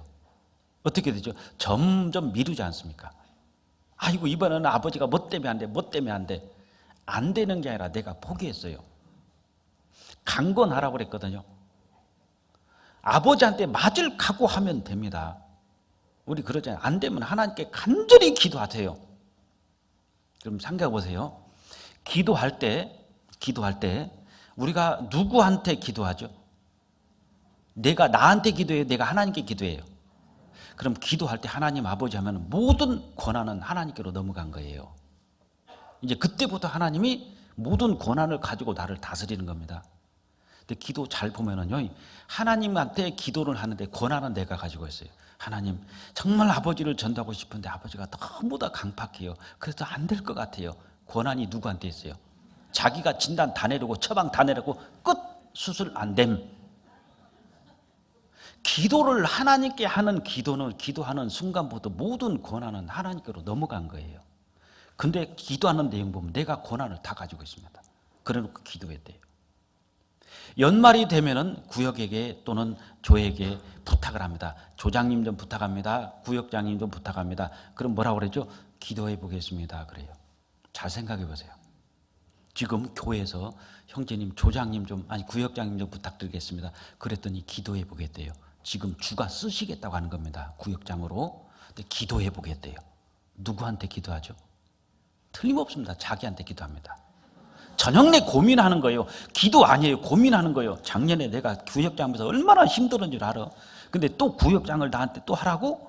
기도 안 합니다. 저녁 내 자기한테 기도하고 있어요. 자기가 자기한테. 권한은 하나님한테 있어요. 기도하는 순간 나는 너를 구역장으로 쓰고 싶다. 주가 쓰시겠다. 이게 교회 명이었어요. 하나님이. 근데 기도해 볼게. 누구한테 기도하냐고요. 그건 기도가 아니라 주님 제가 여기 있습니다. 하겠습니다. 그게 응답이잖아요. 주가 쓰시겠다는데 왜 기도가 필요하냐고요. 주님 나는 너를 써야 되겠어. 잠깐만요. 주님 기도해 볼 거예요. 아예 안 되겠는데요. 말이 돼요? 자, 형제 전도인으로 주님이 쓰시겠다. 잠깐만요. 기도해 볼게요. 그 다음날 아무래도 안 되겠는데요. 이게 누구한테 기도했냐고요. 저녁 내 고민했지 기도한 게 아니잖아요. 기도를 하면 강팍한 아버지를 위해서 기도하면 아버지가 느닷없이 전화가 왔어요. 야, 갑자기 내가 하계장애를 가고 싶다. 그런 아버지 보셨어요? 막 아버지를 위해서 기도하니까 아버지께서 전화가 왔어요. 갑자기 내가 마음이 변했는데 언제 하계수양이 하냐? 어디 돼지 배 없냐? 한번 가고 싶다야. 그런 아버지 보셨어요? 내가 직장을 잡으려고 간절히 기도했더니 삼성에서 전화 왔어요. 아, 직장 구하세요? 여기 자리 하나 있습니다. 그거 보셨습니까? 기도가 뭐죠? 기도를 간절히 하면은요, 아버지가 바뀌는 게 아닙니다. 하나님은 나를 바꿔요. 내가 바꿔지지 아버지는 더 강팍해집니다. 다윗이 사울을 위해서 얼마나 기도했겠습니다. 사울이 변해요. 더 강팍해집니다. 더 잔인해져요. 그 대신 누가 바뀌어집니까? 다윗이 바뀌어져요. 하나님은 우리가 기도했을 때 네 아버지 어머니는 구원받은 사람이 아닌데 네 아버지 어머니를 전도하기 위해서 나는 너를 써야 되겠는데 네가 안 바뀌어지면서 아버지 어머니 바뀌기를 너는 기다리고 있다. 지금 기대하고 있다. 이게 뭐죠? 이게 신비주의입니다. 기도하고 있으면 LG에서 삼성에서 전화 오겠지. 미안하지만 기도하고 나는 찾아야 돼요. 하나님은 나를 뜯어 고치는 겁니다. 나를 통해서 아버지 전도해야 되고 나를 통해서 우리 가족 전도, 나를 통해서 우리 구역을 전도하는데 내가 안 바뀌면서 기도하면 저 사람이 바뀌어져요? 그게 신비주의예요. 그러니까 기도만 하고 있으면 아버지가 바뀔 줄 알아. 미안하지만 이런 일이 있었어요. 어떤 자매님이 시어머님이 교회 나가는 것을 너무나 힘들게 하는 겁니다. 그래서 하나님께 진짜 기도를 했어요. 하나님, 우리 시어머니 저 정말 못된 마음 좀 바꿔달라고 기도를 하는데 시어머니가 점점 악해져요. 더 심해져. 그럼 하나님 돌아가셨습니까? 왜 하나님이 그렇게 기도했는데 왜 시어머니가 바뀌어지고 점점 나빠지냐고. 그럼 하나님 돌아가셨냐고요. 하나님께서 안 계시냐고요. 하나님 죽으셨어요. 왜 기도가 응답이 안 되죠? 그러다가 이 자매님이 깨달았어요. 하나님, 내가 우리 시어머니를 못됐다고 보고 있는 삐뚤어진 내 마음을 고쳐주십시오. 기도가요, 자기한테 바뀌어지는 거예요. 내가 바뀌어지니까 시어머니가 바뀌어집니다. 하나님은 나의 기도를 통해서 시어머니, 못된 시어머니를 바꾸는 게 아니라 삐뚤어진 내 마음을 고쳐서 희생시키는 겁니다. 어떤 분이 그랬다고 그랬잖아요. 하도 시어머니가 못 살게 굴으니까 목사를 찾아가지고 목사님 우리 시어머니 죽이는 길 좀 가르쳐달라고. 한번 죽이는 방법이 뭐냐고 그러니까 목사님께서 그러냐고 한 달 안에 죽일 수 있다고 그러더래요. 방법을 가르쳐 줬습니다. 시장에 가서 제일 좋은 쌀, 어차피 한 달 있다 죽을 거니까 제일 좋은 쌀을 가지고 인절미를 만들어서 지극정성으로 한 달만 먹여보라고. 그럼 시어머니 죽을 거라고. 한 열흘 하니까요 시어머니가 바뀌어졌어요. 며느리한테 너무나 잘하는 거예요. 한 보름 되니까 더 잘하네. 한 25일쯤 되니까 이제 난리 났어요. 이제 시어머니 죽으면 안 되겠어요. 큰일 났어요. 이제 5일 남았어요. 그래서 하루 남겨놓고 목사님을 찾아갔더니 목사님 내가 잘못했다고. 우리 시어머니가 너무 다 바뀌어졌는데 죽으면 안 돼요. 내가 잘못했다고 그러니까 늦었다고. 내일 죽을 거라고 그러더래요. 이미 내일 가면은 시어머니는 죽는다고. 안 됩니다. 그래도 그날 저녁에 기도를 무지하게 한 거예요. 하나님, 제가 잘못했다고. 이렇게 좋은 시어머니인 줄을 몰랐다고. 내가 죽으면 안 됩니다. 살려주십시오. 간절히 기도했는데 아침에 눈을 떠보니까 시어머니가 버젓이 살아있어요. 그래서 목사님께 달려간 거예요. 목사님 안 죽었습니다. 살았습니다. 그러니까 아, 자매님 죽었어요. 시어머니. 안 죽었다니까 가보세요. 옛날 시어머니는 죽었고 지금 시어머니는 다른 시어머니입니다. 누가 바꿔놨냐고요? 내 모습이 바꿔놨어요. 하나님은 나를 바꾸는 거예요. 나를 바꿔서 강팍한 시어머니, 말씀 안 들으려는 아버지, 어머니를 나를 바꿔가지고 나를 통해서 전도하는 것이 목적이지, 내가 기도하고 나는 하나님 우리 아버지 고집 센데요, 좀 도와주세요, 나는 구경꾼이냐고요. 하나님은 내 종입니까? 하나님은 정신없이 왔다 갔다 바쁘고 나는 의자에 앉아가서 기도만 하고 있고, 하나님 참 안 돼요, 참 고집셉니다, 우리 아버지 어떻게 좀 도와주시고 마음 좀 열어주시고 하나님 해주십시오. 나는 뭐하고 있죠? 소파에 앉아서 구경하고 있잖아요. 하나님은 왔다 갔다 하고. 하나님은 나를 고치는 겁니다. 너 움직여. 너 소파에 앉아서나 기대. 한 번이라도 더 찾아보고 한 번이라도 전화 더 드리고, 너 애들한테 쓰는 돈 조금 아껴봐. 그거 가지고 용돈이라도 드려보고, 한 번 갈 거 두 번 가고 두 번 갈 거 세 번 가봐. 어떤 할아버지가 구원받고 그러더라고요. 딸하고 사이가 전도한답시고 1년에 몇 번씩 찾아온대요. 그런데 올 때마다 빈손이더래요. 올 때마다 빈손. 그 할아버지가 구원받고 하시는 말씀이, 여러분들 부모님 전도할 때 빈손으로 가지 마세요 그러더라니까요. 올 때 전도하러 오는 건 좋다 이거예요. 근데 항상 빈손이래요. 근데 이 아버님은 뭘 보냐? 저것도 오늘 뭐 가져왔을까? 빈손이요. 애들이 아빠 시장 갔다 오면은요, 아빠 오는 것이 기쁜 게 아니에요. 지금 무슨 과자를 사왔냐, 이것이 관심입니다. 어떤 먹을 것을 사오느냐, 어떤 장난감을 사오느냐, 그것이 관심거리지, 아버지가 시장에서 돌아올 시간이 됐다, 아버지 기다리는 게 아니라니까요. 먹을 거 기다리고 있지. 근데 우리는 아무런 희생을 안 하고 입만 가서 뻥긋뻥긋 하려고 그러잖아요. 갈 때마다 좀 투자해야 됩니다. 저도 가족 전도할 때, 아버지 어머니 전도할 때 갈 때마다 한 보따리씩 지고 갔어요. 가서 돈은 없으니까 어머니 손에다가 탁 5만 원 주면서, 어머니 아이고 가진 것이 이거밖에 없어요, 5만 원 50만 원 같이 쓰세요. 자식의 마음을 전해주는 거예요. 50만 원이 한 달 월급이 20만 원도 안 되는데 50만 원을 어떻게 줘요? 그래서 5만 원 주면 큰 돈이에요. 옛날에는요. 5만 원 딱 주면서, 어머니 가진 것은 이거밖에 없으니까 5만 원이만 50만 원 같이 쓰세요. 그걸 꼬깃꼬깃 다 수백만 원을 모아놨더라고요. 한 푼도 안 썼어요. 우리가 전도할 때 그냥 입으로 전도하는 게 아닙니다. 하나님은 나의 왕이시지 심부름꾼이 아니에요.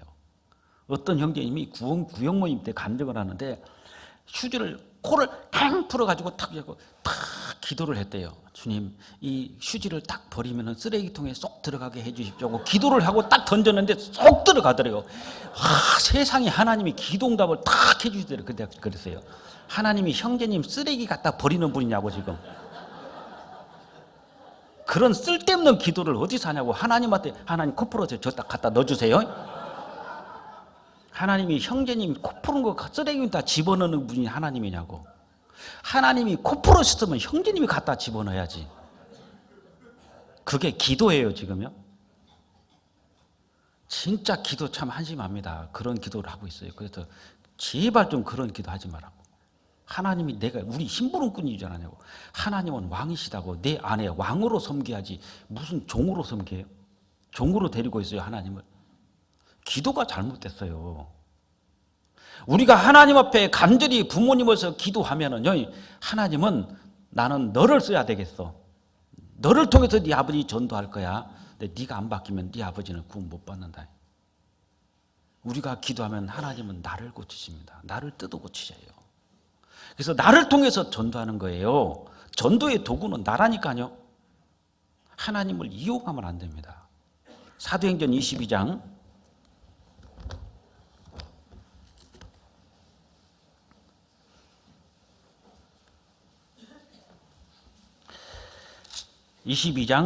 10절입니다. 22장 10절 같이 읽겠습니다. 내가 가로되 주여 무엇을 하리이까? 주께서 가라사대 일어나 다메섹으로 들어가라. 정한 바 너의 모든 행할 것을 거기서 누가 이루리라 하시거늘. 이 사도행전 9장에 가면은 똑같은 내용입니다. 다메섹 도상에서 예수님을 만난 거예요. 근데 사도행전 9장에는 뭐라면 주여 뉘시니까 그랬어요. 하늘에서 빛 음성이 들렸습니다. 그때 사울이요, 주여 누시니까? 라고 물어봤어요. 도대체 나에게 음성을 주시는 당신은 누구십니까? 라고 물어봤습니다. 똑같은 상황인데 사도행전 22장에 가서는요, 주여 무엇을 하리이까? 그랬어요. 우리가 하나님 앞에, 하나님, 우리 아버지 전도를 위해서 내가 무엇을 해야 되겠습니까? 제가 할 일을 가르쳐 주십시오. 무엇을 해야 되겠습니까가 우리가 기도해야 됩니다. 기도. 하나님 이렇게 해주세요, 저렇게 해주세요. 그게 뭐죠? 하나님 부려먹는 거잖아요. 하나님 우리 아버지를 위해서, 우리 교구를 위해서, 우리 교회를 위해서, 우리 구역을 위해서 하나님 제가 무엇을 해야 되죠? 무엇을 하리까? 할 일을 여쭤보라고요. 그럼 하나님은 나를 통해서, 우리 교회를 통해서 하고 싶은 일이 있잖아요. 그걸 받아서 움직여야 됩니다. 그러니까 이 사마리아 여인을 전도하는데 예수님께서 다시 가셨다는 소리는 한 사람 전도를 한 번으로 끝나지 말고 계속적인 관계가 유지돼야 됩니다. 그 사람을 위해서. 두 번째요, 요한복음 4장 다시 봅니다. 두 번째 3절에 유대를 떠나사 다시 갈릴리로 가실 때 떠났다고 그랬죠. 떠날 곳이 있고 갈 곳이 있어요. 우리가 정말 여기서 있으면 안 되겠다. 회사가 뭐 이 주일도 안 쉬고 그냥 오로지 부려만 먹고 월급은 뭐 쥐꼬리만큼 주고 신앙생활하는데 전혀 아니다. 그럼 그만둬야 됩니다. 그런 데는. 근데 돈은 많이 주는데 아예 교회를 못 나가. 돈보다는 재물보다는 명예를 선택하라고 그랬거든요. 아무리 수입이 많아도 신앙생활을 못하게 탁 차단시켜버리면은 사실상 그만둬야 됩니다. 떠날 곳이 있어요. 그런데 직장을 그만둘 때는 좀 조심해야 됩니다. 직장이 너무 다 힘들어요. 입이 너무 다 힘들어요. 근데 신앙생활하는 문제가 없어요. 입이 힘들어서 못하겠어요. 그런 때는 걸어 나오는 게 아니에요. 정말 회사에서 나가 해가지고 강제로 그냥 퇴출시키려고 한다든지 나가라고 한다든지 권고 사직을 한다든지 당신 같은 사람 우리 회사 필요 없으니까 나가. 그때는 나와도 되지만 스스로 걸어 나올 필요는 없습니다. 일이 힘들다고 나오면 안 돼요. 옛날 IMF 터졌을 때 저 형제 하나가, 제가 전도사로 있었는데 가스공사입니다. 말하자면 권고 사직이에요. 사표 내는 사람은, 퇴직하는 사람은 현찰로 5천만 원씩 준다니까요. 그냥 다 나간 거예요. 5천만 원 보고 나왔어요. 그러니까 막 줄줄이 다 나갔다는 겁니다. 형제님이 12시 반까지 결정을 해야 되는데 12시에 전화가 왔어요. 빨리 결정을 하라고 그러는데요. 지금 다들 지금 사직서 내고 나가는데 현찰로 5천만 원씩 준다고. 그때는 집안채입니다. 그러니까 다 사표 내는 거예요. 근데 어떻게 해야 되죠? 좋은 사람 어떻게 해야 되죠? 나가야 돼요? 5천만 원 받고 나가야 돼요? 이거 있어야 돼요. 그래서 물어봤어요. 회사에서 형제님 나가라 합니까? 아니면은 필요 없으니까 당신은 나가 그럽니까? 아니면은 사람들이 지금 사표를 내고 나가는 겁니까? 그러니까 나가라 소리는 안 한대요. 나갈 사람은 나가라고 한대요. 자율에 맡겼대요. 나오지 마세요 그랬어요. 안 나오고 거기서 딱 버틴 겁니다. 지금 아파트가 두 채고 월급이 한 달에 500씩 나와요. 500이 더 돼, 한 600 되나? 지금 과장이에요, 과장. 그때 나온 사람들은 다 쪽박 쳤습니다. 우리가 떠나야 할 곳이 있고 떠나서는 안 될 곳이 있잖아요. 유대를 떠나사 그랬죠. 예수님이 떠나신 이유는 복음 전하러 가는 겁니다. 우리도 직장 이직할 때 그냥 일이 힘들다 그래서 이직하는 게 아니라 신앙생활 하는데 문제가 없다면요, 가능하면은 이게 평생 직장이다라는 마음으로 살아야 됩니다. 자꾸 직장 옮기는 게 안 좋아요. 제가 청년 하나를 만났습니다. 근데 이 청년은 자기 구역이 아닌 구역까지 구역 모임 다 참석합니다. 그럼 형제 자매님들이 그 형제님들 믿음이 좋을까요? 안 좋을까요? 뭐 객관적으로 봐보세요. 모이면 다 참석해요. 자, 그 형제님이 하는 움직임을 봤을 때는 좋게 보여요? 안 좋게 보여요? 예? 좋게 보이겠죠. 야, 저 형이 믿음 대단하다. 세상에 다른 구역 모임까지 가네. 전도 집회 한 번도 안 빠지네. 근데 이 형제님이 청년입니다. 제가 하도 이상해서 불렀어요. 석 달 이상 안 다닙니다. 직장을. 석 달 다니고 다른 구역의 구역 모임 때 내가 굳이 갈 필요 있어요, 없어요? 안 가면 돼요. 근데 거기 가야 되는데, 구역 모임 가야 되는데 안 빼준대요. 잔업을. 그래서 그만둬. 또 다른 교회에서 한 석 달 다니다가 전도 집회 하는데 우리 구역도 아니야. 다른 구역 갔는데 거기 가고 싶은데 안 빼줘. 그만둬. 이렇게 해가지고 1년에 직장 한 5번씩 옮기는 겁니다. 근데 어느 정도냐? 교회 복사기까지 사다 줘요. 자기 돈으로. 복사기 사다 줘요. 얼마나 잘하는지 몰라요. 믿음 좋아요, 안 좋아요? 겉으로 봤을 때는 교회 복사기도 사다 주고 헌금도 잘하고 모임도 다나고 믿음 좋아요, 안 좋아요? 좋죠. 사기꾼이었다니까요. 형제 자매들 돈을 빌려 쓴 것이 3,600만 원이에요. 그거 빌려놓고 밤에 도망가 버렸어요. 어느 교회로 가가지고 거기서 전화가 왔어요. 목사님이. 어느 교회에서 이 형제가 왔는데 어떤 사람이 사기꾼입니다 그랬죠. 제가요. 지금 여기서 3,600만 원 떼어먹고 도망갔다고 그랬어요. 직장 자주 옮긴다. 봤더니 그 돈이 다 어디 있냐면 형제 자매들한테 빌렸어요. 500만 원만 빌려주세요. 300만 원 빌려주세요. 그거 가지고 생생낸 겁니다. 헌금 냈고 그거 가지고 헌금했고 그거 가지고 복사기 사줬어요. 자기 돈 아닙니다. 이게 우리가 겉만 보고 판단할 수 없는 거예요. 무조건 교제 다 나온다고 믿음 좋냐? 교제 잘 참석하면 믿음 좋은 겁니까? 균형입니다. 균형. 직장에서도 인정받아야 돼요. 직장에서도 저 사람, 저 사장님 저 사표 내야 되겠습니다. 안 돼. 당신 나가면 안 돼. 왜? 너무 다 신실해. 그 정도 인정받아야죠. 내가 사표 내고 나간다고 했을 때 안 돼. 사표 수리 안 돼. 못 받아줘. 그 정도 일을 해야 돼요. 직장에서. 가정에서도 남편으로서 아내로서 또는 아빠로서 엄마로서 그 조건이 있잖아요. 그럼 회사에서 가정에서 교회 오면은 형제로서 자매로서 구역장으로서 봉사장으로서 어머니회장으로서 자기의 본분이 있습니다. 그 본분을 정상적으로 하는 거예요. 한쪽으로 치우치면은 그런 얘기 듣습니다. 미쳤다고 그래요. 우리는 하나님 말씀이 항상 균형입니다. 다 잘해야 돼요. 신앙생활만 잘하면 됩니까? 직장은 엉망으로 해도 돼요? 그게 맞습니까? 신앙생활 잘해요. 가정은 형편없어요. 막 빨래도 안 팔고 그냥 그릇도 수북하게 싱크대에 싸놓고 그게 만나는 거예요. 근데 교회 신앙생활은 아주 잘해. 그러니까 욕먹는 거예요. 제가 어떤 자매님이 저를 막 급하게 불러서 갔어요. 남편이 우리 교회를 죽어도 못 나가게 하고 막 우리 교회를 핍박하고 못 나가게 한대요. 제가 갔어요. 그 자매님 조장입니다. 봤더니 남편이 제가 집에 딱 들어가니까요. 따라 보시고 그러더라고. 그리고 화장실 문을 딱 열고 쳐다보세요. 빨래를 안 빨았고 이렇게 쌓여있어요. 따라와요. 싱크대 가는 거예요. 쳐다보세요. 싱크대 그릇이 이만큼 쌓아놓고 설거지 하나 안 해놨어요. 그런데 우리 마누라가 교회에 미쳤습니다. 제가 교회 나가라고 할 것 같습니까? 오로지 교회밖에 모르고 살림을 안 한다는 거예요. 빨래는 수북하고 설거지는 안 해갖고 수북하고 그런데 교회 일이라면 그냥 발 벗고 나간대. 그래서 내가 교회를 못 나간 겁니다. 그랬어요. 그래서 제가 그 자매님 생활구원부터 다시 받으세요. 목 조장 내려놓으세요. 그랬어요. 집안 살림도 못하는 주제에 무슨 교회를 하겠습니까? 자기 가정을 돌아보지 못하는 자가 어떻게 하나님의 일을 돌아보겠냐는 거예요. 집안에서 할 일이 있잖아요. 아내로서 엄마로서 할 일이 있고 남편으로서 가장으로서 아빠로서 할 일이 있고 회사 가면은요 회사의 직원으로서 할 일이 있고 교회 오면은 성도로서 할 일이 있잖아요. 그걸 다 해줘야 됩니다. 한쪽으로 치우치면 안 돼요. 직장 생활은 엄청나게 열심히 밤을 새서 열심히 해요. 근데 가정은 전혀 안 돌봐요. 그것도 잘못된 겁니다.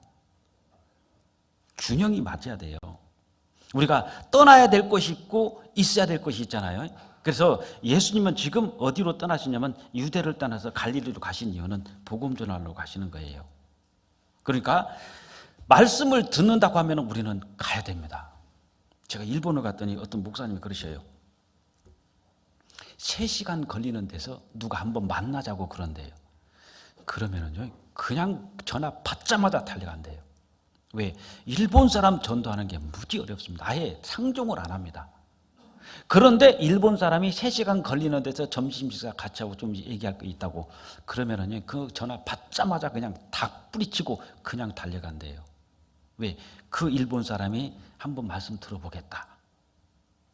떠날 곳이 있다니까요. 그 다음에 이 복음을 전하는데 예수님께서 이게 다시 가셨고 떠나셨잖아요. 복음이 전해지는 곳, 말씀을 듣고자 하는 곳은 어디든지 달려가야 됩니다. 전도 잘하시는 분들을 보면은요, 지역 안 가려요. 제가 수원에 있을 때 광주에 계시는 어떤 자매님이 학교 선생님입니다. 근데 오빠를 전도하러 왔어요.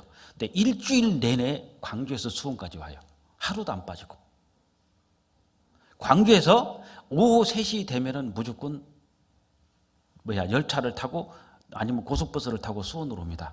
집에 와가지고 오빠 있는 집에 전화 코드기 다 빼버려요. 전화 못 받게 합니다. 근데 올케 언니가 엄청나게 핍박을 해요. 천주교 다니는데. 그 필요 없어요. 핍박을 하든 말든. 와서 전화기 꼽아놓고 5시, 6시까지 기다리는 거예요. 말씀 시간 딱 되면은 택시 타가지고 교회로 와요. 말씀 딱 듣잖아요. 그러면은 오빠 집에 데려다주고 우등고속 타고 또 내려갑니다. 그 다음날 또 어김없이 3시에 올라와요. 제가 그거 보고 일주일 동안 오빠를 전도하려고 움직이는 걸 봤어요. 오빠가 구원 받으니까 오빠 따라와. 근데 어디로 데려가냐? 수원거로 연결해 줄 줄 알았어요. 광주로 토요일날 와가지고 데리고 가더라고. 가서 광주에서 새신자 교육 딱 받아가지고 3개월인가 딱 돼가지고 신앙이 올바로 서니까요. 이제 수원 데려가서 구역장님한테 또 딱 연결해 주는 거예요. 가봤더니 교구장님 돼 있더라고. 지금요. 거리를 따지면 안 됩니다. 들을 사람이 있으면 가야 돼요. 그 걸음을 하나님이 어떻게 보겠습니까? 우리 있는 가까운 데만 복음 전하는 게 아니잖아요. 그리고 또 하나는 마태복음 10장입니다.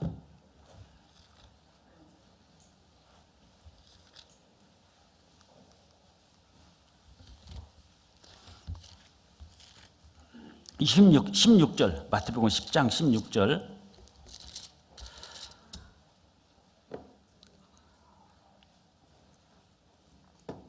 (16절만) 같이 읽겠습니다.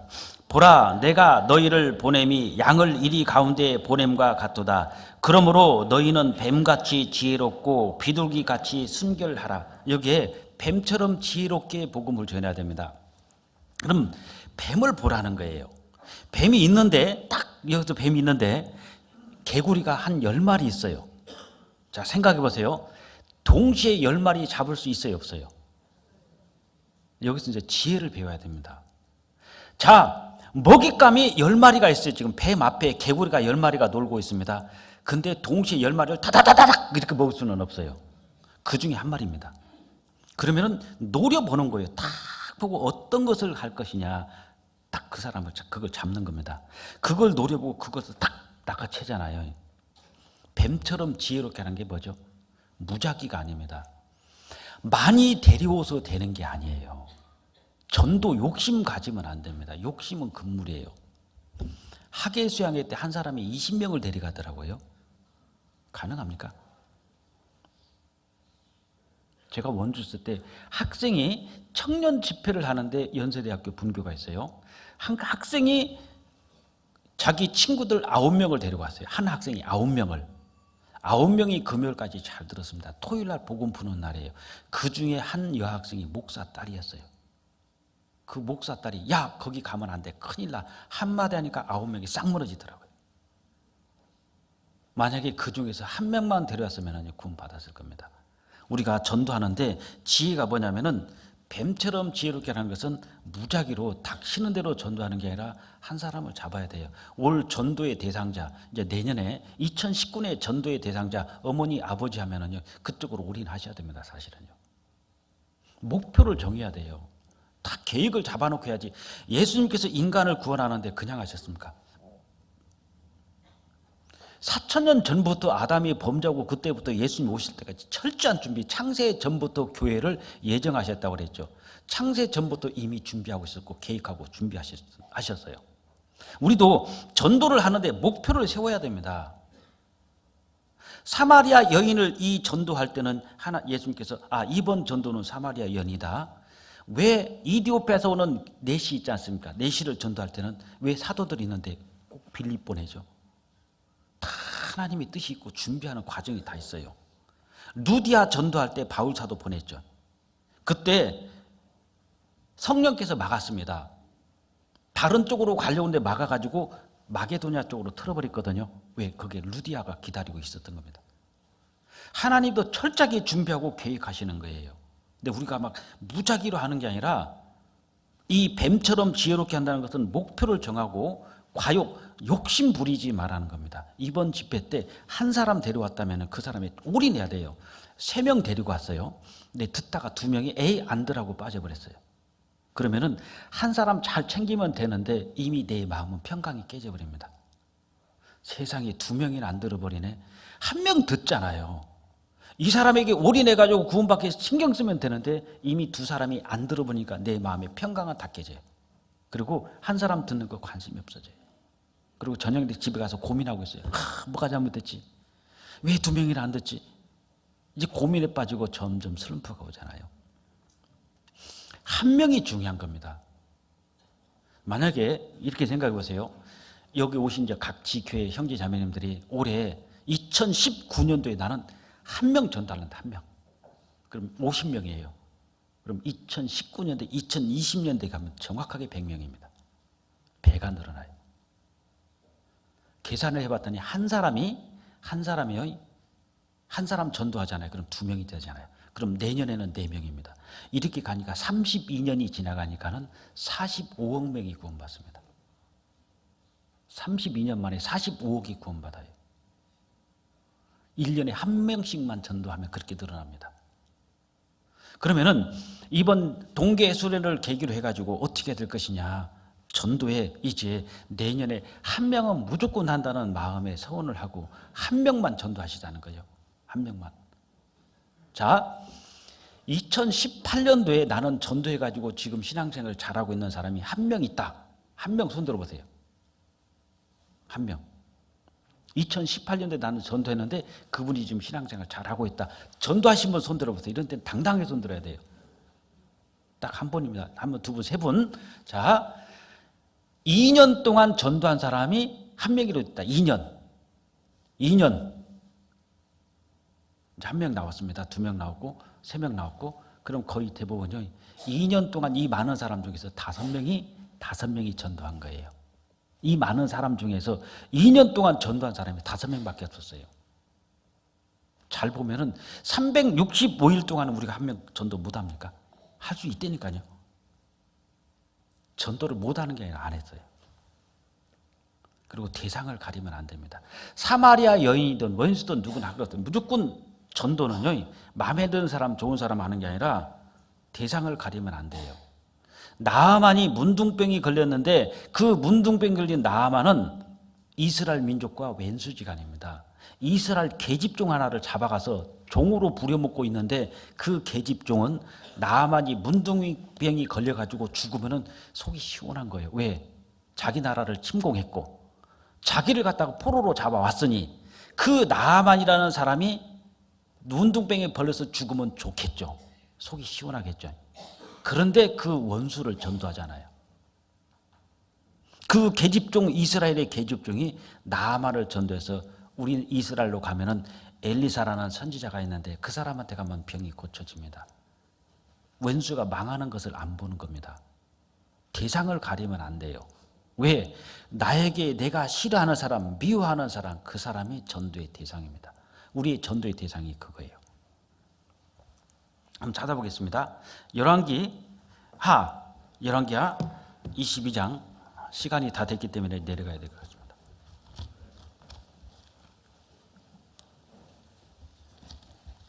열왕기하 22장입니다.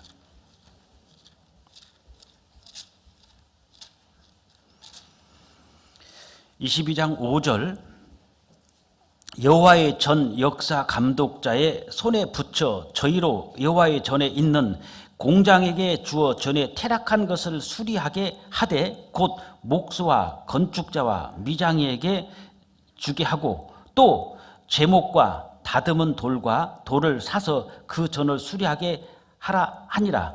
그러나 저희 손에 붙인 은을 회개하지 아니하였으니 이는 그 행하는 것이 진실함이었더라. 퇴락한 곳을 지금 수리하고 있는데 거기서 뭐가 나오냐면요, 8절입니다. 대제사장 hil기야가 서기관 사반에게 이르되 내가 여호와의 전에서 율법책을 발견하였노라 하고, 여기서 율법책이 나와요. 퇴락한 곳, 아무도 수리하지 않았는데 요시야 왕 때 퇴락한 그 성전을 수리하는데 거기에 뭐가 있었냐? 율법서가 들어가 있었습니다. 하나님 말씀이 거기에 있었어요. 아무도 쳐다보지 않고 퇴락한 곳 헌금함에 있었습니다. 헌금통에. 그러니까 어디에 하나님께서 넣어놨냐면은 사람들이 보지 않는 곳, 관심 없는 곳, 그런데 퇴락한 곳, 거기다가 하나님께서 구약성경 모세오경을 율법서를 넣어놨던 거예요. 자, 그러면은 우리가 전도하기 가장 까다로운 사람, 힘든 사람, 그런 사람들이 우리의 전도의 대상입니다. 전도의 대상을 가리면 안 돼요. 누구든지 전도할 수 있는 사람이 있다면 누구든지 가리지 말고 가야 됩니다. 그리고 때와 장소를 가리면 안 되고요. 그 다음에 가장 큰 장애물이 뭐냐면요, 아까 요한복음 4장에 가서 네 남편을 데려오라 그랬어요. 그때 이 여자가 난 남편이 없습니다. 그때 잘 생각해 보셔야 됩니다. 그때 만약에 예수님께서 너 지금 뭐라고 그랬지? 1번 김씨, 2번 정씨, 3번 박씨잖아. 지금 이씨하고 살잖아. 6번째. 그렇게 하면은 틀림없이 맞는 소리예요. 이 여자는 6번째 남자와 살고 있는데 나는 남편이 없습니다 했을 때 예수님의 대답은 뭐라고 그랬냐면요, 내끼 나쁜 여자가 아니었어요. 네 말이 옳다 그랬습니다. 제가 거기서 핵심을 찾았어요. 제가 준비한 게 한 50페이지 됐는데 이제 13페이지 나와서 끝내야 됩니다. 요한복음 4장 다시 보겠습니다.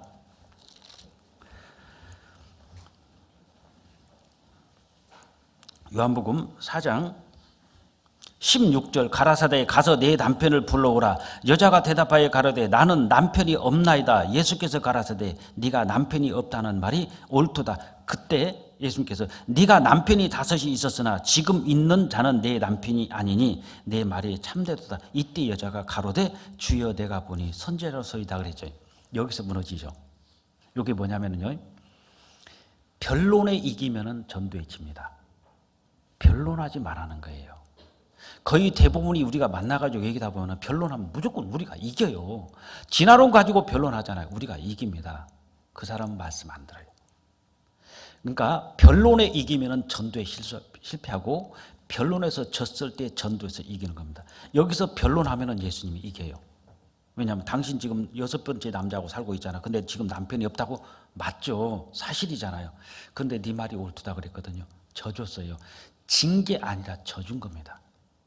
그걸 인정해 줬어요. 왜?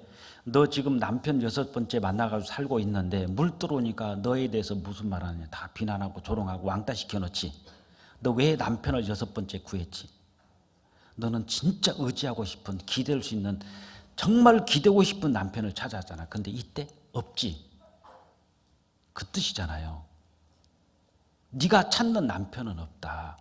사람들은 너를 통해서 너를 보고 뭐라고 그랬냐? 다 왕따 시켜놓고 비난했고 조롱했고 비아냥거렸다. 근데 예수님은 그걸 받아줬어요. 정말 말도 안 되는 이 여자를 갖다가 네 말이 옳다 그랬죠. 정말 그 마음을 그대로 위로해 준 겁니다. 우리가 전도할 때 이기려고 하면 안 돼요. 어리석고 무식한 변론을 피하라고 그랬는데 우리가 변론에서 끝까지 이기려고 그러잖아요. 뭐라고 하면 아니 그거 아니고 네 말도 맞아. 근데 그건 아니야. 이런 식으로 계속 부정을 해가지고 어떻게든 이기려고 그러니까 거기서 어떻게 되죠? 마음이 상해버립니다. 예를 들어서요. 저 사람을 전도하고 싶어요. 근데 탁구를 잘해요. 근데 내가 더 잘해. 탁구 같이 쳐서 내가 이겨줘야 돼요? 져줘야 돼요? 져야 돼요. 내가 실력이 뛰어나기 때문에 얼마든지 이길 수 있습니다. 그런데 저 사람을 전도하려면 내가 져줘야 된다니까요. 자꾸 네트에 걸리게 하되 왜 그 정도 실력은 되잖아요. 오늘따라 안 되네 하면서 네트에 걸리고 핑 날아가게 치고 그러면 어떻습니까? 그 사람이 쾌감이 있어요. 나를 이겼다는 쾌감이 있기 때문에 내 말을 잘 듣고 따라옵니다. 내가 이겨버리잖아요. 자기가 실력이 안 되기 때문에 지는 것이 많은데 내가 이기면 그때부터 같이 있기 싫어요. 상대의 약점을 이용해야 됩니다. 상대가 실수하고 잘못했을지도 그거 가지고 변명하지 말라는 거예요. 그래서 그렇게 꼭 하셔야 됩니다. 이제 시간이 다 됐다는 거예요. 그래서 좀 영상 하나 보내주려고 가져왔는데 이건 좀 그렇고요. 바로 지금 목사 안 수 있는 것 같습니다. 그래서 여기까지만 하고 다음에 제가 구미 설교 올 때는 나머지를 지금 12페이지 했는데요. 나머지는 다음에 해드리겠습니다. 지금 시간이 됐기 때문에 여기까지만 하겠습니다. 기도하겠습니다. 걸어가신 하나님 감사합니다. 이 시간 위에 모든 일정도 주님께서 주관해 주시고 인도해 주시고 소중한 시간들로 은혜 베풀어 주옵소서. 우리를 구원해 주신 예수님 이름으로 기도드렸습니다. 아멘.